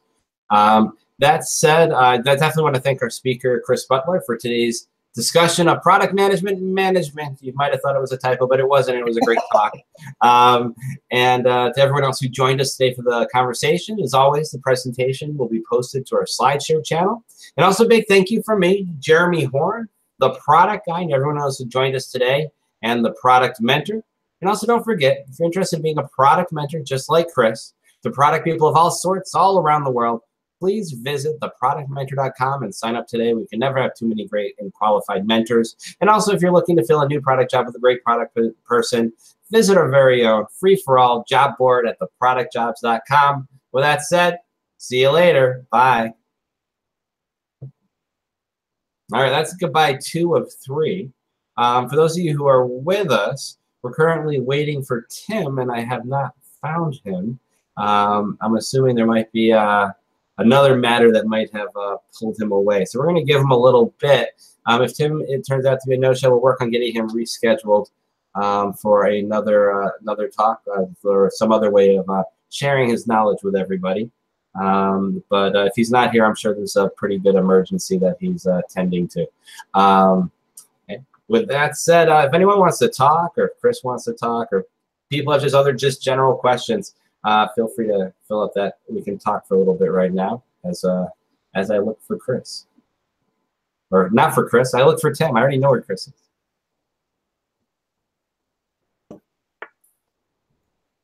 Well, I'm going to try to get outside in a few minutes, but where is it you said you were again? I'm in Florida right now. Florida, okay. I just did my Hawaii vacation. Oh, yeah, that's right. How was it? Oh, it was good. Yeah. Nice. It was good. It's not supposed to, I thought I had it timed where it'd be really cold before I left and then start easing in the spring, and now it's like winter and snowstorms and horribleness here in New York, and I'm not all too thrilled about that right now. Like having to put on my winter coat. The day after I came back, it was 80 degrees in New York, which is what I was expecting. But yeah, no, it was great. It was for me it was a perfect balance of beach and city. I can't do beaches alone. I need city mixed in there. All right, we're gonna give Tim just a little bit more time. And for those of you who are sticking around with us, thank you. Those of us who are or maybe join us in the comments section, if you want to ask any general product management questions, I can hand it to other mentors in the room. Other people in the room can feel free to participate in that Q&A session. We can kind of just do a little bit of free flow right now. We'll give Tim just another few minutes to see if he can pop up. But in that time, if anyone's got any questions, product management or product management adjacent, please feel free to post the questions to the comments. Here's a question. This is from hopefully I'm saying your name correctly, Naringa. And Naringa's asking, hi, Chris. Are there other ways to do product critiques if you're the only product person in the company? Yeah, that's a good question. I think you can pull in people that are of like-mindedness, but that's the problem is that I think you're trying to, through these product critiques, to actually get a different understanding than just regular feedback from your team. So, I mean, one thing that we've tried to do is create this idea of like salons where different people from different organizations can come together and do this. And so we try to do that via, I mean, I think like Slack groups are a potential great way to do that if you can expose your information publicly. Yeah, you need to find other people that are kind of similar job role. So I think it's how do you find that community is really a great question, especially if you're the only product person. But I guess I would assume that you're not I mean, unless you're in a really small company of like less than 10 people, you're probably not the only person that thinks about product stuff.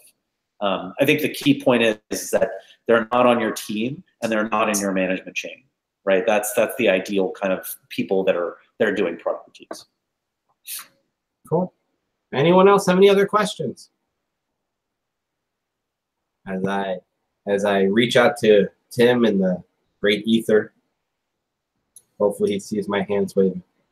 Chris, this is not, I guess, a question. It's a comment. So you were talking about, you and Jordan were talking about promotions and how to excel more as an individual contributor rather than like moving towards management. And yeah. I think what you were saying makes sense. And someone had recently told me something similar, which is like thinking about those 3 horizons. As you become a stronger product contributor, you're moving towards the more nebulous, more riskier Horizon 3 problems where you're more not only managing like riskier bets, but managing like a portfolio of bets that you're making in certain areas to try and move your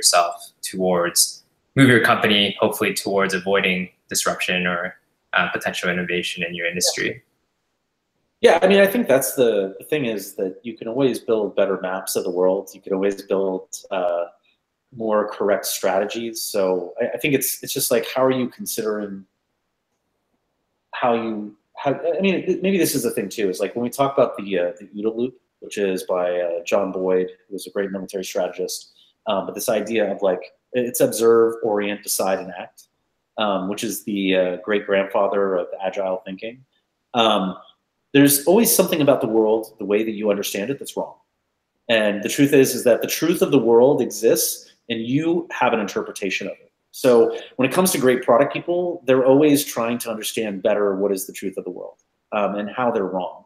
And if they can do it more frequently, they can do it on a faster iteration standpoint, they're going to be more successful than other people. So that to me, I think is like how good you are removing your own bias. Those are always things that you can work on as an individual, how you understand the world better. So that's what I'd say is like really great product people focus a lot on that. I always worry about this idea of like Horizon 3, 2, 3, whatever, when it comes to, I just flew into my mouth. Sorry. That's what happens when you go to Florida. No flies in Hawaii. Exactly. but this idea of like horizon 2 or 3, I think is interesting. But I would say that it's not really about the future, right? Because the future is not ever here, right? It's always somewhere off in the distance. The questions you should be asking yourselves are, how are you making better decisions right now? And that's the reality of strategy, is about how are you understanding that. I mean, yes, you need to, when you're working with customers or working with executives, they want to have an understanding of how things will work in the future. But we all have I think as product people, we understand that the future is not something that's definitive. And so it's more about how are you making better decisions right now. For Kwan, just also asked a question. He's asking, Chris, you mentioned that OKR has a lot of hoax measurements for product. What other good ways do you suggest? Of what type of measurement? Hoax measurements. Oh, I mean, I think if you really are a good manager, you're not just looking at numbers, because even when we talk about the idea of like quantitative information for our products, yes, we want to be data driven, but it really just tells us what, or like what the behavior is of people. It doesn't actually mean why. It doesn't help us understand necessarily why they do things. And so when it comes to being a great manager, I think it's more about understanding the individual context. And that's, to me, is maybe the most important thing, is that you treat people as individuals rather than numbers. And that was maybe the reason why, like when we talk about like Microsoft did a lot of stack ranking when it came to things. So this idea of like the top 10% and the bottom 10%. I think in broad strokes, when people are not actually achieving what they should be based on the individual context. And that's really why I think numbers don't really matter in that case. Like you either know or you don't. And if you don't know, then you probably are not really a manager of that person. Esley, you had a question. Sure. So my question was around management training. So knowing that like some people could be good managers, but they need the help to get there. Do you have any like resources or trainings for how people can improve those management skills? Yeah, it's a great question. And I actually don't have any current resources. That was the thing that I thought was so great about like Microsoft in general, is that they not only invested like in boot camps and training for like program managers, but they also did that for new managers. So I don't know. I mean, it's definitely something I should dig up for people, but I'm sure, like, again, reading an awful lot about the way that teams work together, this idea of like organizational change. So, in our business, we think a lot about like we try to show people how to change their organizations by building with them. So it's more like learning through osmosis. But if you get like meta enough about consulting, it all comes down to organizational change, because it's all about the incentives that you're creating. It's about the structure of your organizations. And so I don't have anything good for you necessarily about that. I would just say like look into how people do organizational change, and that to me is I think is like a good starting point, because if you understand the way that like your incentives are set up with an organization, that will get you a long way towards how are you actually building behaviors that you want. But I think it's just like the types of things that we do where we're empathetic or compassionate, I'd say like intelligent compassion towards our customers. Like empathy is an overused word. And the truth is that we shouldn't be like, we're not empathizing with our users, right? We're not trying to put ourselves in their position all the time. I mean, sometimes we are, but most of the time it's not about that. It's more about the fact that we care about solving their problems. And so I'd say the same thing goes for, if you want to be a great manager, you need to be compassionate for the people that work for you. And so I would just say, like, if you want to be a manager, trying to practice that with the people that are on your team that are not product people, I think can be a very valuable thing as well. Awesome. Any other questions for Chris or Jordan or Elder or otherwise? You actually got another one for Chris. So Chris, do you have any examples or seen any resources that define the different product specialist tracks? So for example, just like you were saying, right, for Google and Facebook, they figured out how to do specialist tracks, or I forgot, it was something akin to tenure for their engineering. So have you seen any good examples to take a look at for product? I mean, definitely Microsoft has been on that track for engineers. I think that's the thing that a lot of institutions or organizations understand, is that They have so many failures of like engineers moving up the command chain that are not good managers. And so I'd say that like generally it starts with engineering because of that fact. So yeah, Microsoft has like, you know, the idea of being like I think it was called a TA, like a technical advisor, was the highest position you could get within Microsoft, where you'd be having meetings with like Bill Gates on a weekly basis, right? But they were individual contributors. So I think Microsoft has thought about that a lot. I know Google does. I know probably Facebook as an organization is starting to think. I mean, again, these are all kind of new. You know, Facebook is a newer organization, kind of in comparison to Google, which is still newer than say Microsoft or something like that. So there are places like GE. There are places like that that probably have that. I mean, I found actually core answers are pretty interesting. If you want to start looking at that type of thing, I would say core answers.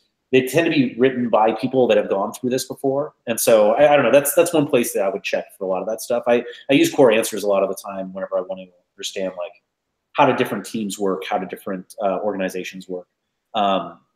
Glassdoor is not as helpful for that. I actually just use Glassdoor whenever we get a new client. I check their Glassdoor rating to see how bad or good it's going to be working with them. But I haven't found Glassdoor to be very as helpful, at least when it comes to understanding how individual tracks work out and things like that. Got it. That makes sense. Yeah, so Quora is a great resource for those types of things because those people are answering those questions a lot. Yeah, technical advisor was the nice term, and the nice role we would give people. We would encourage them to retire. At a very large company I worked at. Yeah, exactly. Question from Naringa is, Chris, what do you think about agile business analysts and contributors to product management? Are they needed in the organization to work with product owners? Yeah, it's interesting. I mean, I've worked with a few BAs more recently through PricewaterhouseCoopers, and so that seems to me like the idea of a BA role is kind of a product person in training almost. I think there's like slightly different things. Like the idea of a BA role is that you're actually creating these artifacts that are going to be used by the team to understand the world, I guess is the way that I think about it. But it's not focused on research. It's not focused on experimentation or prototyping, things like that. It's more about what is the state of the world is the way that I think about it. So I think BA definitely is a role that I think is in a good place to transition to product, but it tends to be less it just seems to be that there's less creativity that's expected out of those roles a lot of the time. But you know, one of the things that I think is really important is that when we talk about experts and how we leverage experts, it's really important to understand problems from experts because experts know, like, they are in the midst of it most of their time. And so they're great resources for problem understanding. I think when it comes to solution creation, experts are not good. And the reason why is that they are overly constrained in the way that they do things today. And so I think when we talk about like the idea of the role of the BA, I think is maybe more that problem side than it is the solution side. At least that's the way I've worked with them in the past. All right, and we'll take this as the last question from Rick. And he's asking, in managing product managers, what are some ways to structure performance bonuses when the role isn't so quantifiable as others? Yeah, that's very tough. I mean, I think like that's something that you do what United's doing, just do a lottery. Exactly. I'm sure that's super motivational for all those people that work there. But I mean, there's a lot of things around like game theory and the way that people deal with kind of like the idea of gamification, I think is actually a really bad idea for a lot of this stuff because, I mean, this is someone's job, right? Like they don't want their job gamified most of the time, right? Like there are motivational ways to deal with this. But I think one of the things that we found, we worked on a project where it was a lot about kind of groups and how they're more successful together. And the truth is that as a team, I think that there should be bonus structures around that for the team, not necessarily for individuals. So anyways, I mean, I also hold a very extreme view that I don't think salespeople or business development people should get commissions, in all honesty, because of the dependency on product in general, right? Like you don't want people to just be motivated by some number. You want them to actually be, you know, the idea of extrinsic versus intrinsic motivation is really important in this case. So I guess when we talk about compensation structures, I think it should be team level rather than individual. And that's true around like leaderboards as well, right? Like if you're on a leaderboard where you're number 1,000 out of like 1,001, you're incredibly demotivated. right? Whereas if you're like, there's 10 different teams that are trading off for the top position, that to me is much more motivational and brings the team together more. All right, cool. Looks like we weren't able to find Tim. So for everyone who is looking to learn about how to get more intimately in touch with your customers, I apologize. Tim's had an emergency he's had to tend to. With that said, again, everyone, thank you for joining us today. I'll work on getting that other thing rescheduled, but also great work to Jordan and to Chris. Great conversation online and on the video. Thank you, everyone, and I'll see you guys all next month. Thanks, everyone. Bye.